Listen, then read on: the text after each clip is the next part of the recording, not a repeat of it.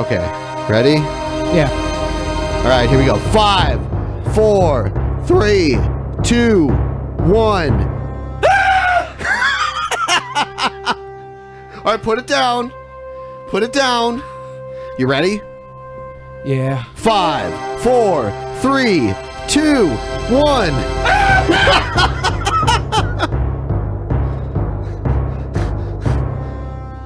I promise. It'll shock you. My hands are sweating. I'll shock you after one. In 5, 4, 3, 2, 1, bang.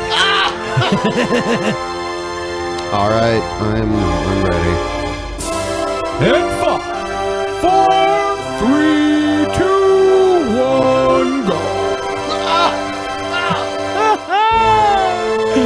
Feels so much better watching you do that than feeling me do it. Zap for BENPAI from Queen Tide Pod. How can she zap? How can she zap? How can she zap? Baby, it's cold outside. Please take the time to visit podsurvey.com/peasants to complete a short 21-question survey. Participants in the survey will be entered into a chance to win a $100 Amazon gift card. The survey can be taken multiple times, so feel free to visit back each month for your chance to enter the drawing. Please help to support the show by using our Amazon links located in the description anytime you purchase anything from Amazon. It's a great way to support the show while just going about your normal business shopping on Amazon.com. Also, check out our storefront for Drunken Peasants recommended merchandise. Patreon pledges of $5 or more will now receive 2 private shows each month. In addition to the private shows, Patreon pledges of $10 or more will receive the Drunken Peasants post show after each episode of the Drunken Peasants, Ben and Billy's monthly shitty movie review, and regular behind-the-scenes vlogs with Ben and Billy. Sign up anytime to catch the future shows as well as past content. If you want to catch the post shows but you're not a patron, click the join link below this video to become a member of the Drunken Peasants channel. In addition to each post show, you'll also get special badges and emojis that you can use in the Drunken Peasants live chat. Streamlabs will be open for the duration of each episode. Click the link below to send us a message. Donations $20 and above will be read out through text-to-speech and will require our immediate attention. All donations below $20 will be read at the end of each segment. Keep an eye out for our weekly Streamlabs goal, which if we meet, we will do an extra show the following week. If you find any content you'd like to see us cover on the show, send it to drunkenpeasantsinbox at gmail.com. All submissions will be reviewed for possible usage in a future episode. Click the Discord link in our description to join the Drunken Peasants Discord. Interact with other Drunken Peasants fans in text and voice chat, as well as the peasants themselves. Visit the Google Play Store and download the Drunken Peasants app to catch the audio version of the show while you're on the road. In addition to the app, the audio-only version of the show is also available through iTunes, Stitcher, Spotify, SoundCloud, and other audio platforms. That's all we have for now. Enjoy the show.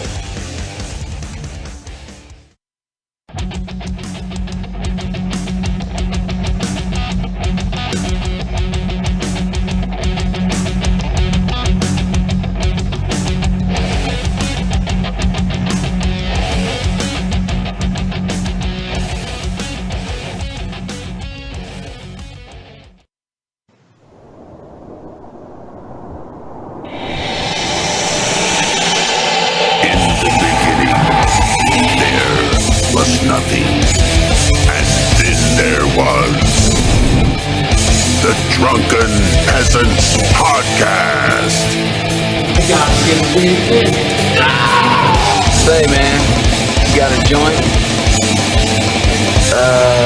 No, you know. It'd be a lot cooler if you did. From the strangest corners of the internet, here to bring you opinions of the world from an altered perspective. Here are your hosts, the Drunken Peasants. Hello, everybody, and welcome to the Drunken Peasants Podcast, episode 510. I love you, friends. Suck it. Suck it. Shuck it. Suck it. So today's kind of a special episode. We've got Pimpmunk here joining us, and also we're going to have patrons that qualify join us. After each segment, we're going to discuss, certain videos that we watched and that sort of stuff. Panel from the Peanut Gallery. Yeah. So if you qualify, it's the $25 and above perk level. If you qualify for that, feel free to jump into the Hangouts room in the Discord. Yeah. And we'll bring you in and talk to you about certain things. Yeah. That's one of the advantages of having, both Skype and Discord integrated into the show. Now we get to do fun things like this. It's also going to open. It's going to open a lot of opportunities for the 24-hour show too. Yeah. Ben and I were talking. We're actually going to invite all the previous thoughts that have been on the show. Oh yeah, all at once. Via Discord. The Thoughtcast.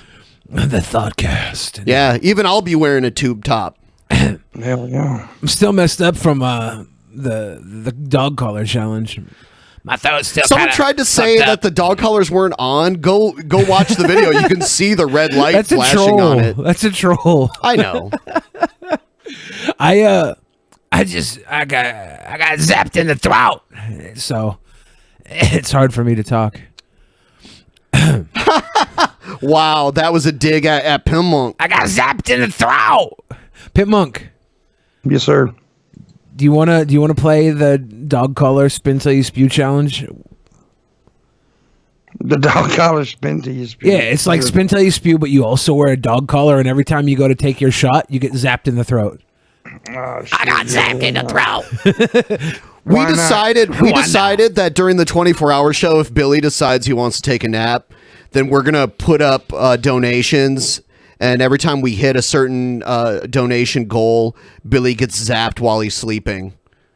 So you ought to put it in his, but like underneath his taint meat and do it. Yeah, no, that's the plan. Actually, we're gonna wrap under his taint. We got a hog collar. Wrap it around my thickness. What's on the disc, Billy? I don't know. For a while, guys, we were telling people, if you don't want to become a patron, you can go to Subscribestar and enroll there, and you'll get the same perks. But from what I understand, PayPal banned Subscribestar from their platform. So Subscribestar right now currently isn't even accepting new subscribers right now. If you're already in, you're in. But they said it could take even up to 3 weeks because they're trying to find a new alternative. Can I say something about this whole Patreon boycotting deal? Before you do, I want to say that it really sucks because I don't agree with them doing it, but it's also like hurting. It hurts other people. Like I understand why. I understand why people don't want to support Patreon, but it's actually fucking over us more than it fucks over Patreon. Absolutely, that's what I was going. That was my thing. I was in a discussion earlier on Twitter about this. Patreon's going to be okay. They got enough money. They're going to be okay. You boycotting them, a few people, is not really going to hurt them that much. The people that is hurting is the actual creator. I understand why you want to, because it is fucked up what they're doing. But it's the creators that are getting hurt by you boycotting. It's not really Patreon getting hurt that much because they got so many people on that site. They making enough money. Why you want to hurt us? Yeah, right. I think at the end of the day, dedicated fans are awesome, and they'll find a way to give back to the creators they love. Yeah, so I would say if you don't want to do Patreon, the best alternative at this point would be Streamlabs. What you would normally give us monthly in Streamlabs or on Patreon. I mean, you can give it, but that's the problem. Patreon is just a management website. It helps you manage. It helps people. It's a paywall, and it helps you manage who gets what. That's all it really does. You know. So. And now I hear PayPal is starting up a thing where they're going to be doing a monthly thing like Patreon. Oh, really? Somebody was telling me that today that the PayPal has announced that they're going to be doing some kind of thing like that. That would be pretty cool. Well, PayPal's always had subscriptions, right? Like you could do a subscription payment through PayPal. That's been there for like ever, but it's just not a social platform. Yeah, and it doesn't help you manage perks and post like that kind of shit. Yeah. So yeah. Yeah, but I mean, PayPal in a way almost has this monopoly over, internet commerce in many ways. Mm-hmm. And if they decide they don't want you around, and you're in the business of making money through the internet, no matter what your business is, you're fucked. But it is sucking, dude, how all these social networks are just deciding you can't be here because we don't like what you say. It's crazy, man. Yeah, and people are getting frustrated. I want to point out something I just saw in the non-Patreon chat.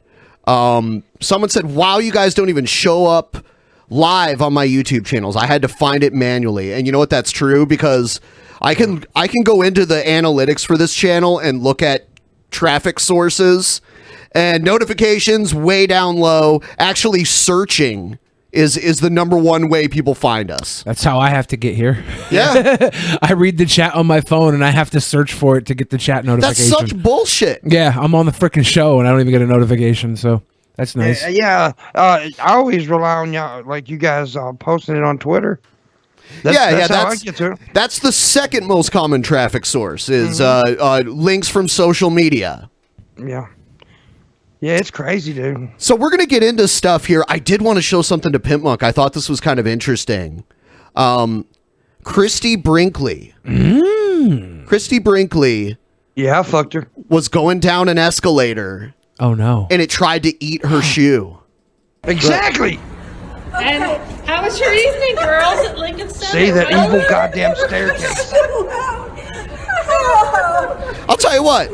Christie Brinkley's got to be like almost 60 years old? You think 60? Still looking damn good, boy. Let's see how old she is. I bet she's like 50. No, I think she's around 55, right? 56, 57, something like that. But I mean, 55 is the new 18.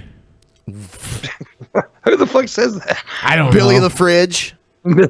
William the Wedge says it. I might send that disc to Patreon. That's a good call. Christie Brinkley. She is 64 years old. Wow. Damn, man. Yes. Looks like that. Wow. That's actually, you know what? She's been active in acting and modeling since 1973, it says. We gotta ban escalators. They almost took a fucking national treasure in Christie Brinkley from us. Isn't she the Stacy's mom? Didn't she do the Stacy mom video?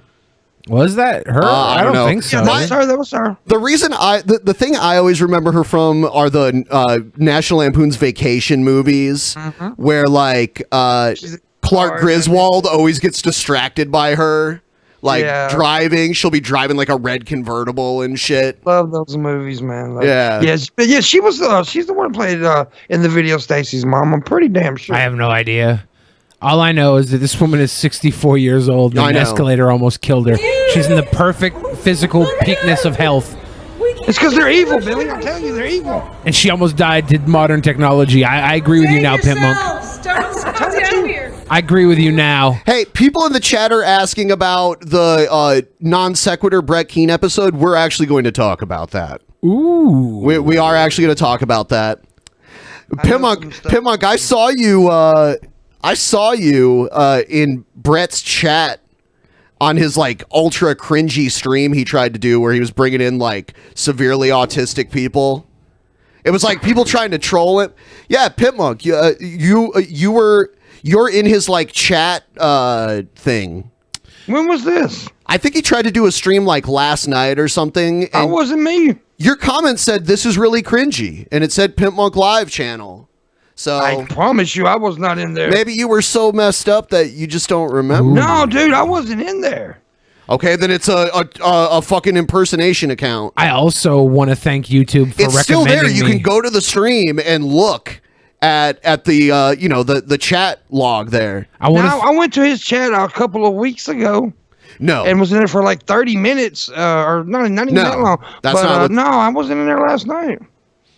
That someone impersonated you. I didn't look to see if it was the real channel. I just assumed it was you. No, I don't think. No, I know it wasn't me, so it had to be. I want to thank YouTube for recommending that stream to me, by the way, even though it won't recommend things like the Drunken Peasants, which I'm fucking on, but it recommends that. And I clicked into it too because I was like, why are they recommending me this? There's 11 people, and I said to myself, yeah, that's all I needed to know. I'm gonna go now. So, happy birthday to YouTube. And Christie Brinkley, 65 years old this next year. What the hell? Woo-wee. Looking good. Looking good. Yeah. So, yeah, don't wear heels on the escalator, Pimpmunk. It'll try to eat you. Like, when you said the escalators were dangerous, Pimpmunk, I was like, oh, come on, man. Like, you're not going to live that long anyways. Who cares, right? Like, but now they're threatening the life of Christie the ageless Christie Brinkley. 64 years, hot. She's old enough to be somebody's grandma and somebody's baby girl. She's old enough to be someone's great-grandma. Oh, God. She might even be one. I don't know. Nah, she ain't pushing no kids out. You think she's got kids? Oh, she has kids. She has kids? Yeah, she With a body like that? You know what? Let's not just ban escalators. Let's ban elevators as well. Fact. Let's ban any sort of elevation at all. She used to be married to Billy Joel. Yeah. Yes, that's right. And I she was has just in here thinking, who was she married to? It was Billy Joel. That's right. Yeah, and they have more than a few kids with each other, so... And you know he wouldn't have got her unless he was famous because he's not that attractive. Oh, he's insanely talented. He's awesome. Yeah. So he's not as talented as Billy, but I don't really like his music, but he's a fucking I like his insanely good songwriter and piano player and singer. You will start the fire. Oh, that's his least favorite song, actually. Really? Yeah, he hates that song. And if you notice, that's totally different from the rest of his music too. He was trying to write a hit, you know. So anyway, and he did. yeah, totally. All right, I think it's time to get into DP Action News, and guys, stay tuned because we are going to talk about the non-sequitur thing. Ooh. It was fucking gold. Yeah. But yeah, here's the news.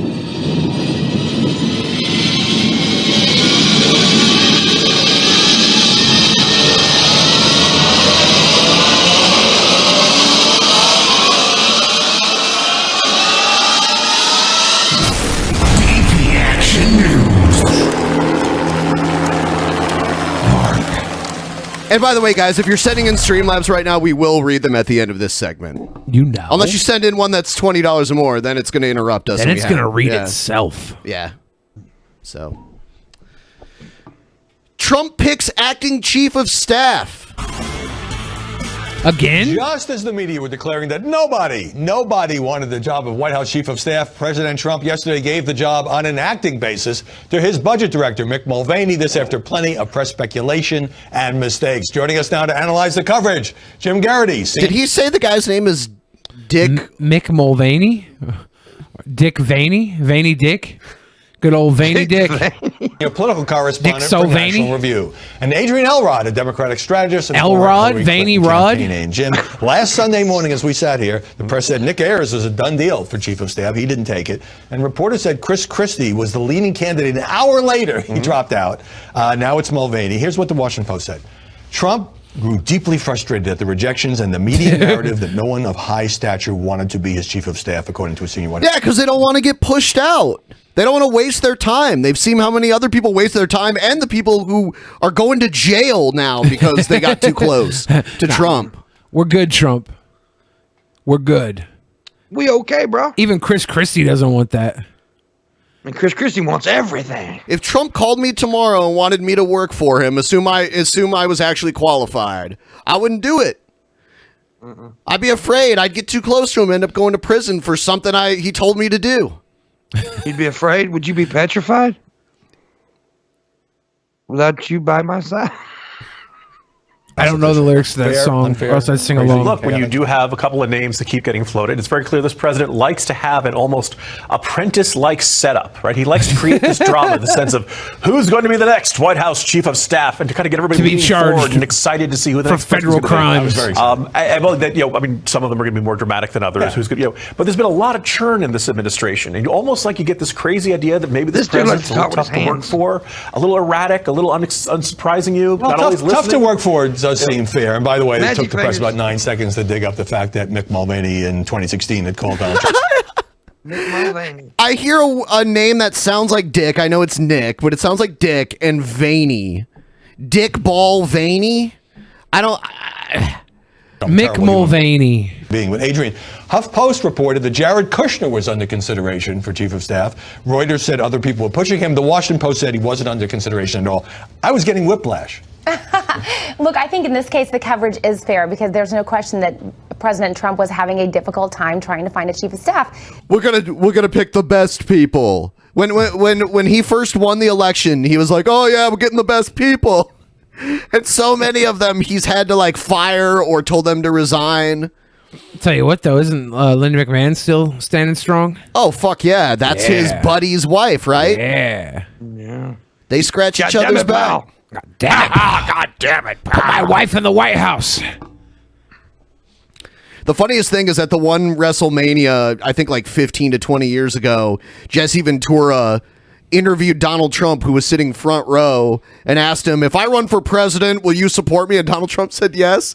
And then when Donald Trump really ran for president, Jesse Ventura did not support him whatsoever. Yeah. I think that's hilarious. And a lot of that has to do with the fact that oftentimes, or we've seen with not just chiefs of staff, but with other high-level members of the Trump administration, they come in with these stellar reputations. Surgically made to smile. They literally just pumped her out of the Blonde Woman factory that they own in the bowels of the Fox News studio. Well, in the catacombs beneath. Looks like Bill O'Reilly Me Too'd another one of our blondes. Let's create another one. That's why when they lose Gretchen Carlson or Megyn Kelly, they don't give a shit. They just pump out another one. We have all the blondes. John Kelly, for example, 4-star general, led the Southern Command for the United States of America. Find me a woman who doesn't care about her uterus. Dye her blonde, put her on TV. And their reputations are in shambles, or they're made fun of. And so I can understand why somebody, especially in the case of Nick Ayers, who has made it very clear he wants to have what was that guy's name? Career in his native Nick state. what? Nick Ayers. Would have some trepidations about Dick Ayers. Dick Mulvaney. Dick Mulvaney and Nick, was it Gayers? What'd they say? Oh! What was that guy's name? You just say? That guy's name.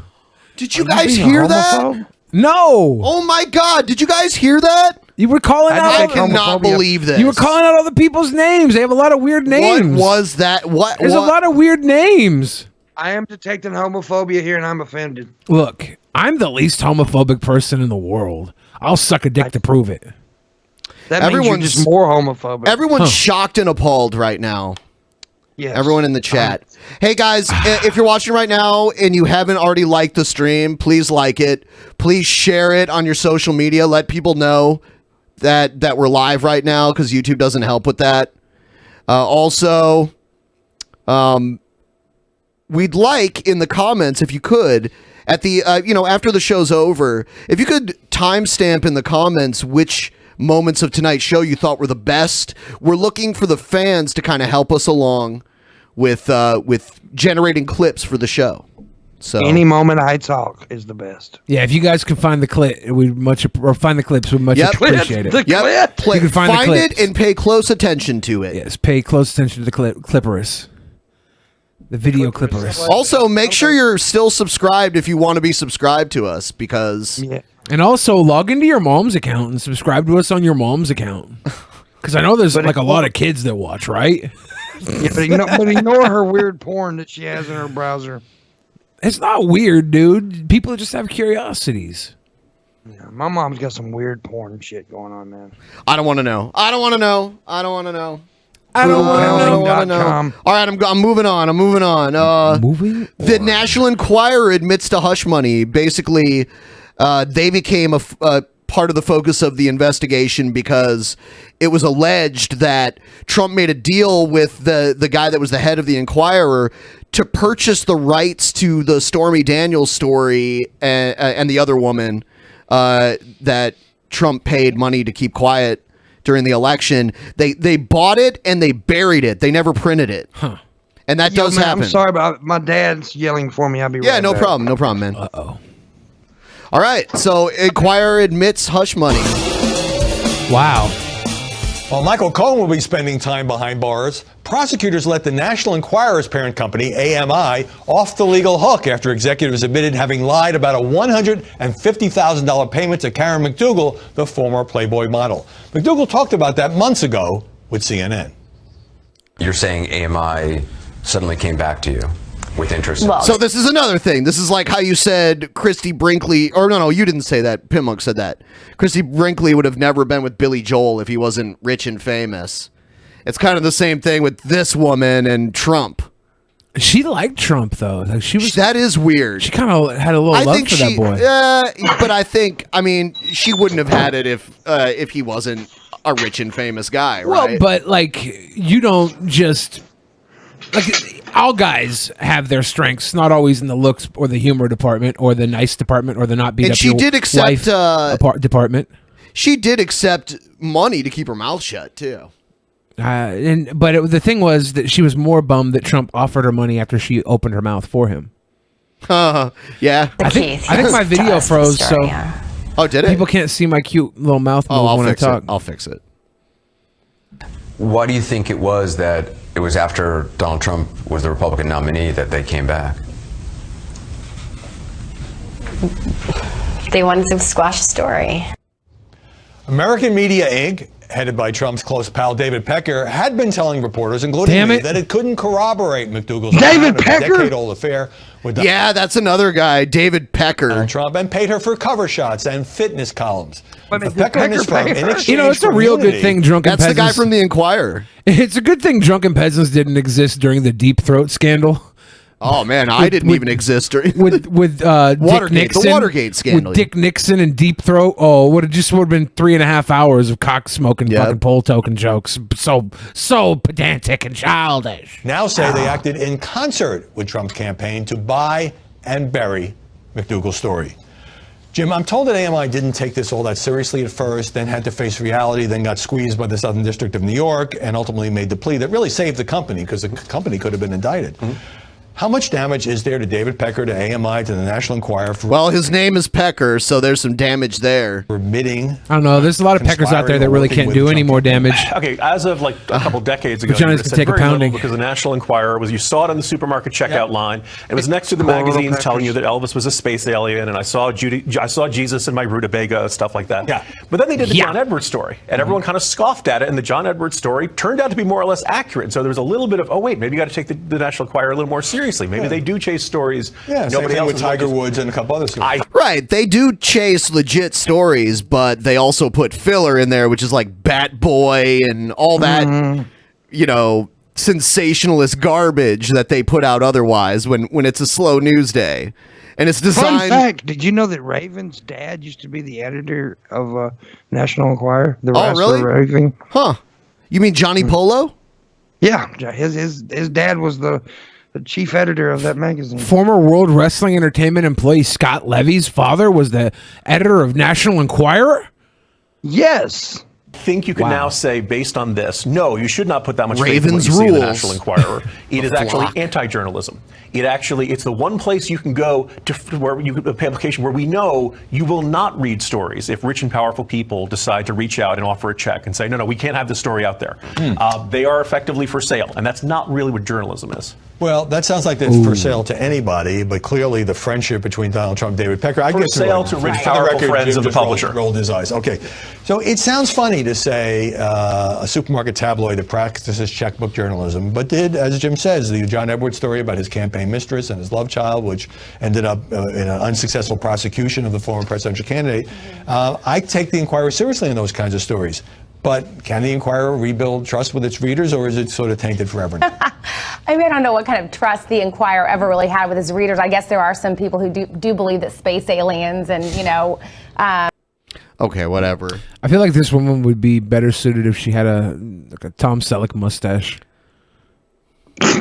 Now I got the Magnum PI music playing in my head. That's funny. I think it's interesting that we're having this talk about the fucking National Enquirer like they're... So, as we've talked about before, a federal judge recently ruled that Obamacare is actually unconstitutional. A Texas federal judge. Sure. And it'll probably go through court. I'm sure. I think there's a higher court they could take it to. Of course. But President Trump, he demanded that Congress passes healthcare reform. The president says he thinks Republicans and Democrats can work together to come up with a replacement for Obamacare. His remarks last night raised new questions about the This is future a human of Kindle. that law that a judge declared unconstitutional on Friday, although Obamacare remains in effect. Here with some analysis on the political stakes. What if Trump has a face host turn? Of his own, we hear, radio talk program on WPHT Philadelphia or around the world on the interwebs. Good to see you, Rich. Appreciate it. Is this... Yeah, like Trump is giving a speech at a podium, and then Obama does a run-in with a steel chair and blindsides Trump, and then Obama says, "Oh, I did it all for the money, man. I can't stand the ugly people in this town." New World Order. Yep. I like how Shia LaBeouf is here to talk about President Trump and his new healthcare law. That Republicans should be careful what they wish for. They talked about how bad Obamacare was for so long, and now they might actually have to come up for a fix for it. Well, Leland, thanks for having me back. First of all, for Republicans, yes, they have to be wise to realize the pre-existing condition attack was a big deal for them in this last election. I mean, even people who supported coverage of pre-existing conditions were labeled as wanting to get rid of that coverage, and that attack definitely hurt people. There he question is. About it. But Democrats have to be Public careful enemy too, number one. because right now there's an opening Hollywood, for the extreme Barack left of their Obama. base. Hollywood, I'm talking about the Alex. Yeah, he starts painting on a beard instead of growing one for some reason. He paints it on. He signs all the vetoes with spray paint cans. He bleaches the mustache. Ocasio-Cortez clan to come out and say, well, now that Obamacare may be going away, let's just scrap it and do Medicare for all. This ridiculously expensive, outrageous plan that no one even knows how much it will cost. And this opens up an invitation for Democrats now, gearing up for 2020, to out-left each other on this issue of saying, well, who's... Out-left each other. What a great term. That's what Pimpmonk's second and third testicle have to do. They have to out-left each other. I'm the left one. No, I am. Them little bastards, they always arguing. going to expand it the most and the most expensive, this could be a killer for them. Interesting you note that, and you sort of heard the Republican. Remember when, if you go to like Spencer Gifts, they have those balls that you can like make run into each other? Yeah. That's what Pimpmunk does with his. There's the one in the middle that stays stationary, and then the other two like the knockers. Yeah. Have you ever tried that? Like, would that wouldn't work, right? Because they don't free hang; they're all in the sack together, floating, right? Yeah, but the one kind of floats around though. Oh, you got an escapee.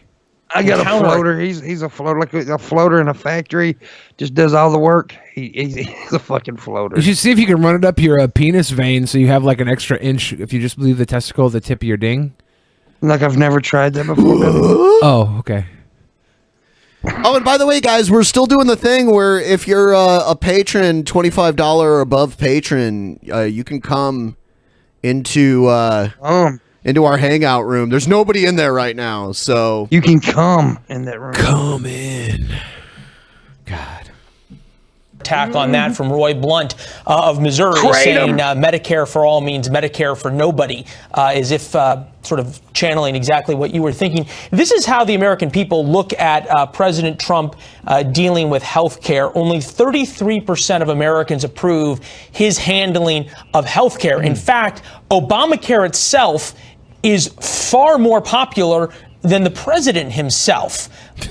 Problem? Question mark. Well, it could certainly be a problem in 2020. It really could be. I think the president. Wow. Yeah, you know, despite the entire campaign to make Obamacare seem horrible, for some reason, it has a majority of voters that have a favorable opinion of it. That's crazy. It's a more and it's a Fox poll too. Yeah. You know, it's been called communism on Fox so many times. I'm surprised that they would poll you know, a section of voters and it comes out 54%. I don't like Obamacare because I don't think it's enough. I don't like the mandate to have to buy private insurance. I think that's dumb. Mm-hmm. And yeah, I mean, it didn't work for me. The only good thing about it is, well, I shouldn't say the only good thing, but in my opinion, the best thing about it is the pre-existing condition thing. Because that gave you, that helped people from getting screwed over by the insurance companies, paying them fucking money every month to do nothing. And then when they actually need coverage, they try to finagle the system so that they don't have to pay. Yeah. Even though they were more than happy to accept the money, the premiums every month. And then the deductibles just climb higher and higher when you actually do need it. Insurance company are really shitty fucking people. Yeah, and they get to, like, insurance companies They get don't to even haggle. produce a product. Yeah. They get to haggle with the hospitals and the pharmaceutical companies and make their own deals behind the scenes. I saw 'cause they're that bringing a lot of people to them. because I had a car accident that was someone else's fault, and I ended up having to get lawyers involved with it because the insurance company didn't even want to pay the damage that was done to my car, let alone my injuries.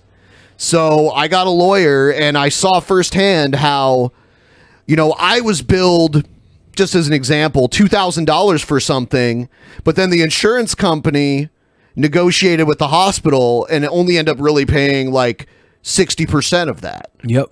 But if I would have had to pay it, I would have had to pay all of that, $2,000.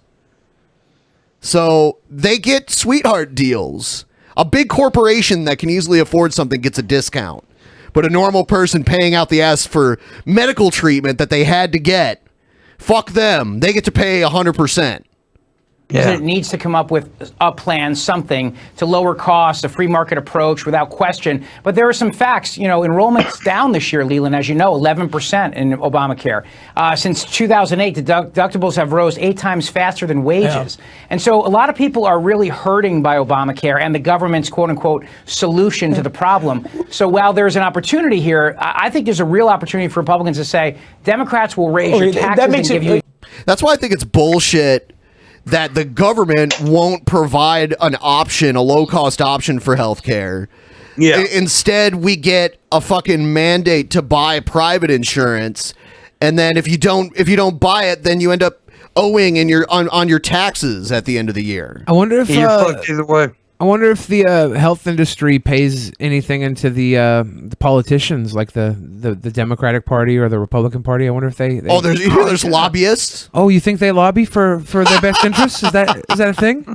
Huh? No. Maybe. Because I wonder why the government doesn't have their own insurance program, a base insurance program that covers every big people who special need it. interest out there. Has lobbyists. Of course. It's fucking... My state just recently elected a senator who openly lobbies for these fucking health insurance companies. Yeah. And they don't, and she's also the one that said, let's do a public hanging to her black opponent. Of course. Well, that's probably what got her in fucking Mississippi. Even worse coverage. It's so crazy. Opportunity means having real solutions, not just talking about how bad Obamacare is. This from one of the very top young Republican political operatives in the country. In 2016, it wasn't just a winning issue for us, it was the winning issue, meaning repeal, replace. Here they just passed a new state law that's going to start next year where employers have to offer their employees paid family medical leave. Like, there's already a federal law that says, there's the Family Medical Leave Act that basically says if you or someone in your family has, needs medical care, that their job is secured by the federal law, which means you get a certain amount of hours where your job is protected, but you don't have to show up for work. Well, now they're doing a paid thing here in addition to that law. It's good to live in a state where they actually give a fuck. I just want them to care about me. Obamacare, they, meaning Republicans in Congress, botched the repeal bill so badly that by the end of 17, it was a total loser of an issue, and yet you don't see Republican congressmen coming out and saying, hey, look, here's our plan, here's 14 points of our new legislation, here's how we're going to do it. Yeah, look, it's going to be a question in 2020, without a doubt, of what a plan replacement is going to look like versus whatever their plan is going to be. I'm not so sure. But can Republicans afford to let this go to 2020, or do they need to be crafting some kind of legislation and start it in the Senate in the next couple of months? Well, first of all, Trump said so much about how terrible Obamacare was when he was running, but he couldn't, even with control of the House and the Senate, he couldn't do anything. And pretty soon here, he's, in January, things are going to change in the House. So Good luck. Question of whether or not this ruling will stand, and a lot of people aren't sure it will. So it may be still in the courts by then, so there may not even be a need for a replacement plan by then. So I think the real question is, hold on, can there Rich, be some... Rich, Republicans have been saying there needs to be a replacement urgency. I want border security, therefore we must shut down the government to make the border more secure. I think Trump's border security is going to come in the fact that he's going to make America so bad that the Mexicans don't want to come here anymore. They're like, no, we're good. We'll stay home. Well, things are going to have to get a lot better there. Oh, they will. That's why it's NAFTA, right? Or was no? That's not going to make shit better. He's sending car jobs down to Mexico. They're gonna be making the next. They're gonna be getting paid less than the federal minimum wage here. I just know Trump's 40 chest. That's all. Oh, I know the way he thinks. Him and I were a special kind of genius. Rudy Giuliani hints at longer Trump Tower talks. We've also been hearing from the former FBI Director James Comey, who was, of course, fired by President Trump early on into his administration. He has responded to President Trump's tweet this morning where he made a false statement about the FBI and the Russia probe. Comey writes in that tweet, "This is from the president of our country lying about the lawful execution of a search warrant issued by a federal judge. Shame on Republicans who don't speak up at this moment for the FBI, for the rule of law, and for the truth." Lynn, among Capitol Hill Republicans, there has been a remarkable amount of silence over all these recent developments in the Russia probe. Do you think that that's going to change anytime soon? I don't think so, because they want to try and there's enough tumult without them. Why'd this lady bring her son with her? Senators especially want to try and move on. That's her son, right? Is that Paul Pfeiffer from the Wonder Years? I think so. On the left there? It does look like him. It does. And not have this further distraction. I remember people used to say he was Marilyn Manson. That was hilarious. And there's enough out there that they think their voices may not add much to anything. There's also a wait-and-see situation for when the House Democratic It just goes to show you how, like, dumb people who believe any rumor they hear will spread shit around enough so that everybody believes something with pretty much no evidence whatsoever. But that's the way it's always kind of been. Like the hamster in the butt story that was like, when I was a kid, it was Richard Gere had to go to the hospital and have a hamster pulled out of his butt. I never believed that shit, though. Like, I remember when kids were telling me, Ultimate Warrior died, there's a new one. I'm like, it looks like the same one to me. Yeah, but that type of stuff has happened for, like, decades, yeah, probably because it's gullible idiots, man. Well, that's what it is. It's something that you want to believe, right? Because it's so sensational that it passes around. You're like, hey, I heard that Pimpmunk had a really big dick, and then everybody's going around telling people that. There was a that is actually a rumor, though. there was okay. You ever seen Rallies? Those restaurants before the fast food burger joints. I saw them in Columbus when I was there. Yeah. And then there's also Checkers, which is basically Rallies, only it has a different name. Same thing with like Hardee's and Carl's Jr. Yeah. Exactly. Back in the early 90s, there was a commercial for Rallies where this guy's working at Rallies, and every time he rings out someone's order, he's like, cha-ching. And everybody started a rumor, like, you know that cha-ching kid from the Rallies commercial? He died, man. He's dead. And you know what? It was fucking Seth Green. It was Seth Green? Yeah. He was still alive. Is he still alive? Yeah. I remember there was the Steve from Blue's Clues. Everybody said that he committed suicide. Yeah. He just went to start a rock band. He just committed career suicide. Investigation. Back to the... Yeah. Anyone can find that commercial, too. It's on YouTube. I found it. It's to start as soon as the new House is sworn in on January 3rd. But this is a noticeable silence on the part of Republicans of all the turmoil of this week. There are multiple stories, chaos in the administration, the sentencings, is he there just to sit and listen to her speak? The Zinke resignation, new chief of staff, the silence from Republicans on a variety of chaotic events, from dealing with the fabrications that Comey wrote about to the list I just recited. It is more than just silence. It's almost, where is the responsibility to talk about how you're going to govern with the president who is intent on taking the course he's taking, and with these tweets that seem to undermine the very foundation of democracy and show a disrespect, which we all know is there, for facts. Tom, is that just because there's no political upside for these Republicans? So CNN, as usual, Trump's in trouble. Just wait. He's in trouble. Just wait. More and more shit. I mean, it does keep happening, but what is this telling us? Nothing more than what we already know. Wasn't it like last Friday where like every member of Trump's cabinet or something, maybe not every member of Trump's cabinet, but like all the people around Trump were all being federally investigated for different crimes? It's not even the same fucking crimes. They all got their own little shit going. That's interesting. That's an interesting statistic. Dude, Billy, you're so lucky. I know. That you don't live in Russia. Why? Here's a news story that we found today. Vladimir Putin says rap music should be state controlled. Hold up. State controlled? Yes. Does that mean I can get a grant to go be a Russian rapper? It means if you say something the state doesn't like, then they're going to say, don't fucking say that. You don't think I would just shill for Putin if I was in Russia? You know what? Okay. I think I'd be Putin's #1 rapper, actually. You're losing your artistic integrity. I don't care. I want to get that Putin money. Some people say Putin might be the richest man in the world. He might be. There's a good chance. I want to crack off some of them Putin stacks. Battle is brewing. In one corner, the president of Russia, Vladimir Putin, and in the other, the nation's hip-hop artists. Listen. Yeah, I don't know how much of this I can play, so I'm going to skip through this really quick. I can't understand what the fuck he's saying anyway. I understand this guy chewed a stick of dynamite. It is an important part of pop culture, but he also said it needed to be guided by the state. The comments come after the detention of Husky.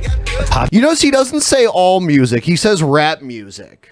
Well, it's because rap music has always been the more lyrical message, You right? don't think it has to do with the fact that it's probably the music that mostly minorities listen to? In Russia? Yeah. Are there a lot of...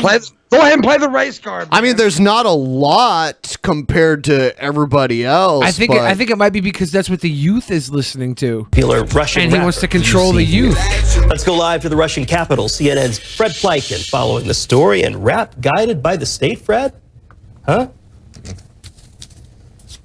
Yeah, I mean, it seems like a bit of a contradiction, doesn't it? But it certainly has been a big problem here in Russia. I would say it's been sort of brewing over the past couple of months. And that rapper that we just saw there, Husky, he's sort of been at the center of the scandal that's been going on here in Russia. He had a couple of concerts that were canceled, a couple of concerts that were stopped because obviously some of the local officials didn't like some of the lyrics that he has in his song. Or the fact that he was inciting a mob while standing on top of a car in the middle of the square.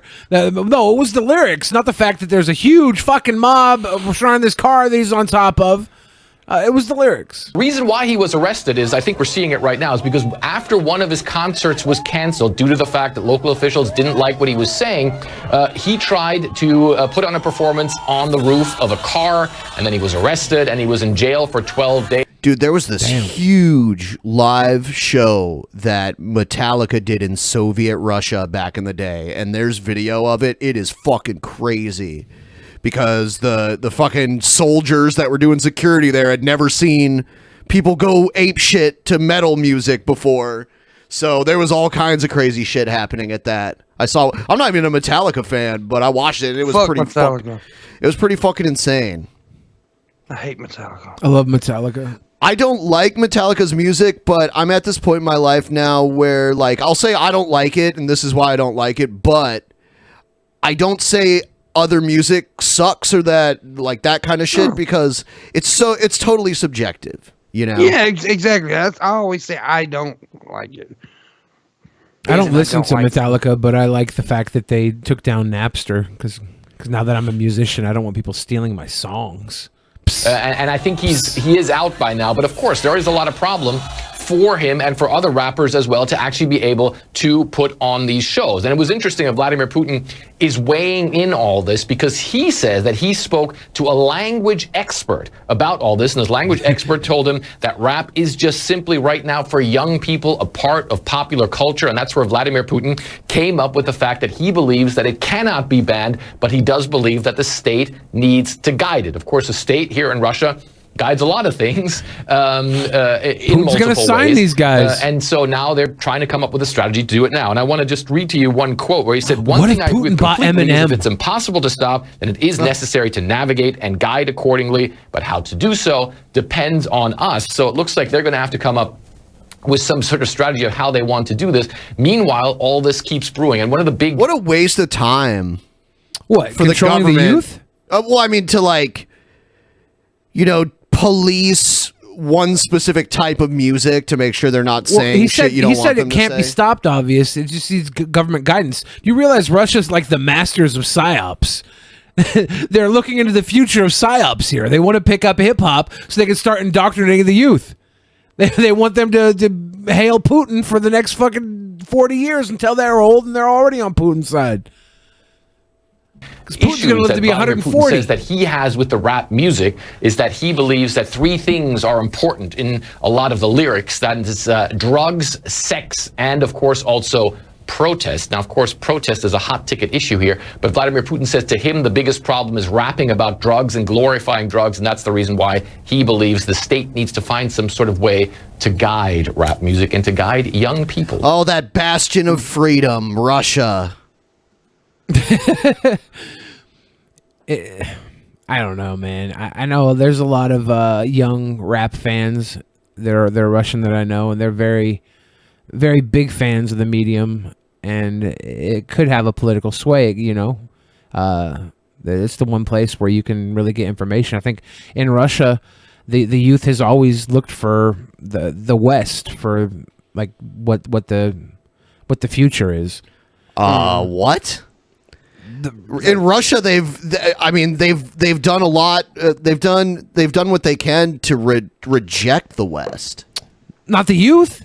The youth loves the West. They always look towards the West because they feel like they're being barred by the government. Do shit. The youth. Tell that to all the youth of the '70s that brought Levi jeans over. That's a totally different. What, the youth of the 70s in Russia? Yeah, or the 90s. The 90s when they brought Levi jeans over from the 70s because they're 20 years behind. That's why they're on hip-hop now. I mean, okay, jeans, cool. The jeans, man, it was a huge movement within Russia. Kids started wearing jeans and the world changed. Now they're going to start wearing Jinkos. Jinkos? The world's going to change, man. They're 20 years behind. They're going to tear the wall down, man. George. Interesting. Fred, one other question to you. Is there a greater threat? So you bring up the issue of... See, here's the thing. They had an uprising and overthrew, communism in their country, and this is what they have now.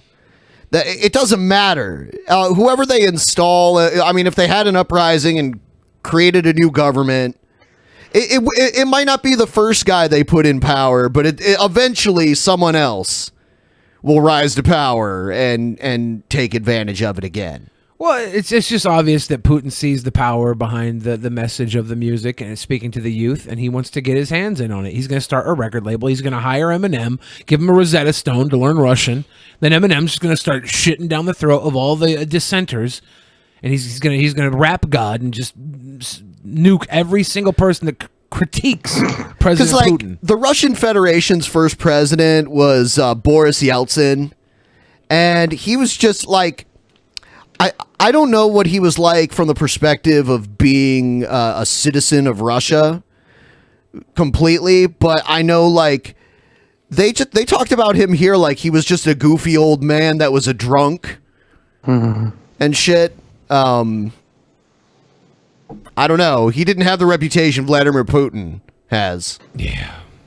Protest. As you laid out the other issues, protest certainly one that comes to the fore. Is that the bigger issue here?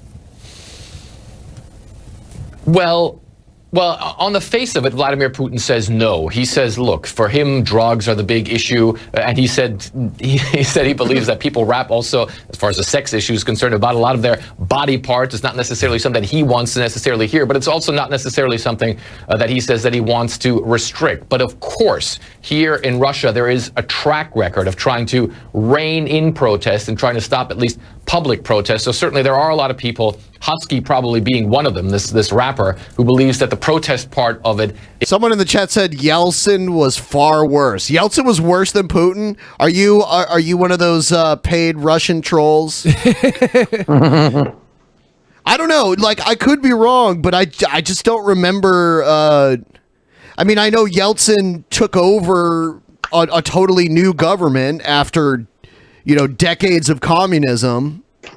Yeah. So I know that couldn't have been easy, but I don't know as far as human rights and, that kind of shit. I don't know what he was like. I remember one thing about Yeltsin. They kept showing on the news here one time. He was all drunk as fuck, like waddling, and he would get all red-faced. He was an older guy with a big fat head and white hair, and his face would get so red. And he was walking through some hallway somewhere, like dancing around, acting all goofy and shit. He was clearly wasted. And as he walked past this one woman, he like pinched her butt, and you could see her like go like that. And I'm like, oh my fucking God, the US president could never get away with that shit. But maybe now he could. I don't know, man. He grabs her by pussy. I mean, yeah, there's not a video of him doing it, though. There's just audio of him saying he does it. Yeah, so I don't know. I don't know if Trump, like, got caught on camera pinching a tush without permission. I don't know what would happen. Didn't our GW Bush pinch a tush and make that stupid David Copperfield joke while he did it? Yeah, while he was, like, an invalid in a wheelchair. Yeah. Yeah. Yeah, I mean, that's what everybody was getting Me Too'd. Like, every day there was a new person getting Me Too'd, so I was never surprised. I bet you JFK was pinching asses all the time. Of course he was. But a lot of women were very attracted to JFK. Yeah. So it's kind of a different thing. Well, no, it's a different time where guys got away with more shit. Well, I don't know. I mean, but we don't know for sure if he was like a predator. We just know he was like a ladies' man, like a womanizer kind of person. Yeah, maybe he'd never pinched a butt that didn't ask for it. I don't know. Is Pimpmunk gone? Oh no, he's frozen. Shit, there's actually a few people. All this butt pinching talk. Let's bring a few of these people in right now, and while we wait for Pimpmunk to come back. It never gets too bad. Oh geez, he got loud all of a sudden. We're speaking of pervy presidents, and we forgot Bill Clinton. Well, yeah. He jammed a cigar in Monica Lewinsky, right? Yeah, but I think she consented to that. Of course, but still pervy. That is kind of a weird thing to insert in somebody. It's sometimes a cigar is just a cigar, and sometimes it's a dildo. I'm back. I made it back. So do we have the panel in? Yeah, we have everyone right now Hey, what's up, guys? We have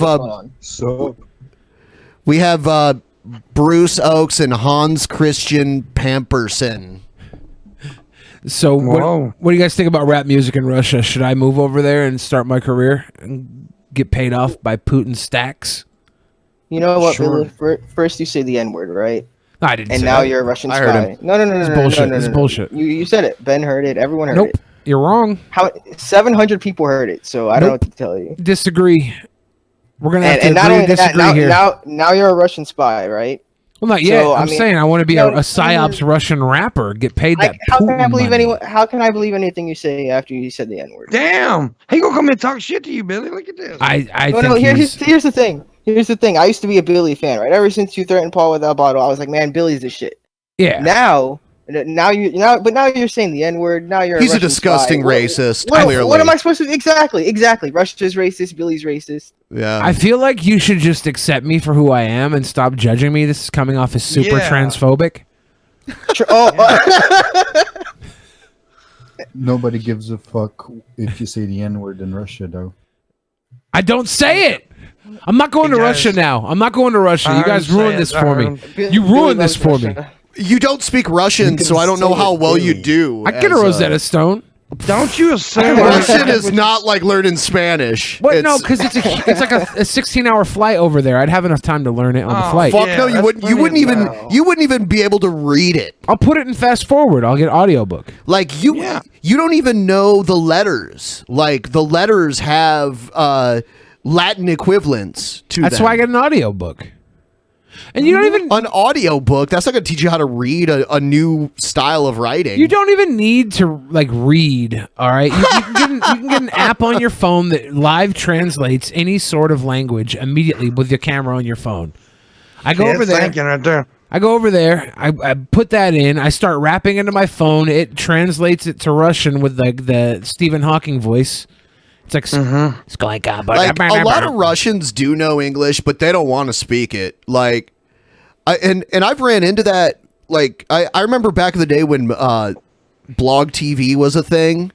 I used to go into like these Russian rooms where like whoever's streaming was Russian, and there's a bunch of people in chat typing Russian, and if I type something in English, I would get banned like immediately. Damn. Yeah, it was crazy shit. Yeah, I already got one Rosetta Stone donated to me from Kayla Rose. Thank you, Kayla Rose. I'm learning Russian. I pretty much exasperated my days here in the United States. It's time for me to convert. Yeah, I agree. About to be the... I'm getting fit too, right? Like they like big, thick, tall boys. Billy the Rusk. Yeah. You're just making shit up. Montaña Rusa. We don't normally have fat people in Eastern Europe. If he dies, he dies. If he dies, he dies. Yeah, dude, I want Billy the Fridge to go to Tokyo to see how many people take his picture, because they're just crazy about taking pictures. But when they see a big white dude with curly ass hair, oh man, that's definitely photo worthy for the majority of the Tokyo population.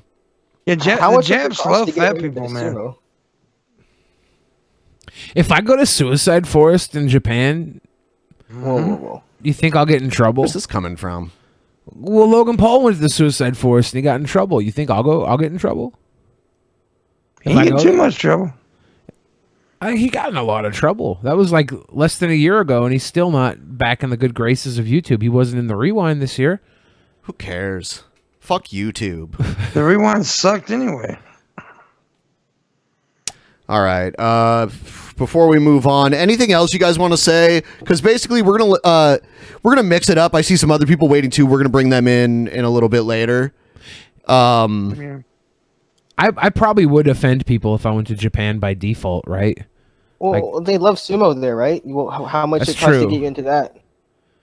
I don't think I could be a sumo. I'm too old. Oh, you did professional wrestling. You got it. But they start when they're like 11 years old or 12 years old. They go as little boys. Man, I was watching some matches recently. It seems like Westerners are the ones always winning now. Oh, they some tough sons of bitches though, man. Them sumo guys are badass. I guess I could dress up like a sumo, put my hair in a bun, and walk around Japan and pick up chicks.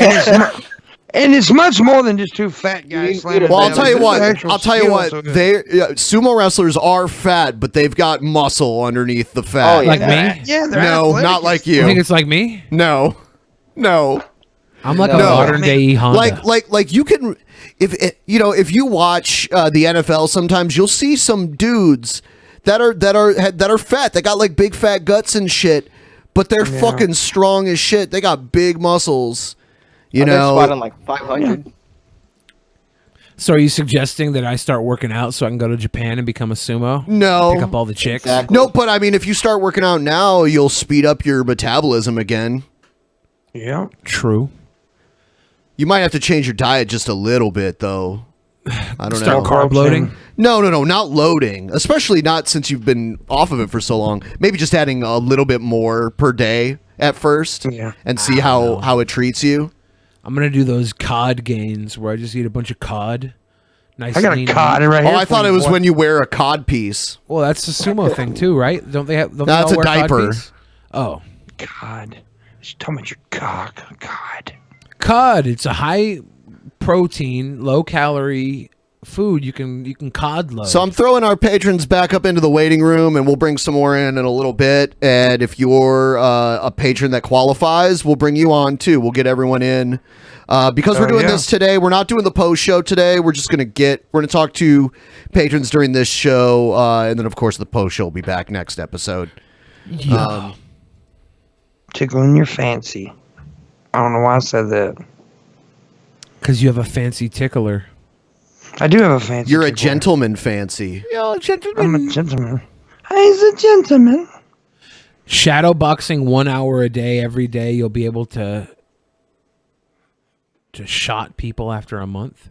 One shot people. Shadow boxing actually does help, though. Wii boxing is like shadow boxing in some ways. So I'm gonna shadow box for an hour.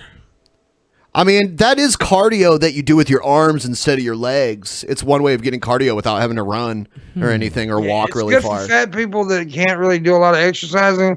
You can actually, do some shadow boxing. It does help. That's actually back in the day when I was almost 600 pounds and I lost like that 300 pounds. And, yeah, that's what I started out doing, was just sitting in the chair and just boxing, and then I got a little energy. Then I started exercising. Then the fucking bones burst. Someone said Earthquake was a sumo wrestler. Why not Billy? Earthquake was a professional athlete. Yeah, he was. See, that's what you don't understand. Like Ben was talking about earlier. These guys may be big, but they're fucking athletic as hell. I feel like Ben keeps talking me down. He doesn't believe in me. Dude, I know for a fact. I know for a fact these people like strength train and shit. Yeah, so do I. No, you don't. Yeah. No, you don't. Yeah. No, lifting a bowl of Chipotle is not strength training. I know, because it's a salad bowl. It's lightweight. It's healthy. Let's see what else we have here. Judge delays Michael Flynn sentencing after blistering rebuke. A surprise twist in the sentencing of fired National Security Advisor Michael Flynn. Just moments ago, the judge in this case, Judge Sullivan, agreeing to delay Flynn's sentencing. Special Prosecutor Robert Mueller's team is asking the court to go easy on Flynn. They've recommended a sentence of little or no jail time, and now Flynn's lawyer has taken the judge up on his offer. What did he admit of to? A delay in sentencing so that Flynn can continue to cooperate. I want to bring in. So all these people making deals. What did they do to get this deal? You know who the ultimate target is. So. CNN senior White House correspondent Pamela Brown. We have our crime and justice reporter Shimon Prokupez with us as well. They're both outside of the federal. Shimon Porcupez? So she's like part porcupine and part Pez candy? dispenser? Yeah. I don't. Courthouse Sounds there in like Michael Jackson, though. Shimon. Washington. Shimon, explain this to us. What happened? It's hard to explain, right? It's kind of been a wild morning here. Oh, Shimon. Certainly nothing any of us expected here this morning. Porcupez. That the judge would go ahead and delay this. Procupez. It's Procupez. Clearly, the judge kept sending signals to Michael Flynn, to his attorneys, that it might be a good idea to delay this. He was not happy about a lot of things, perhaps, not entirely clear.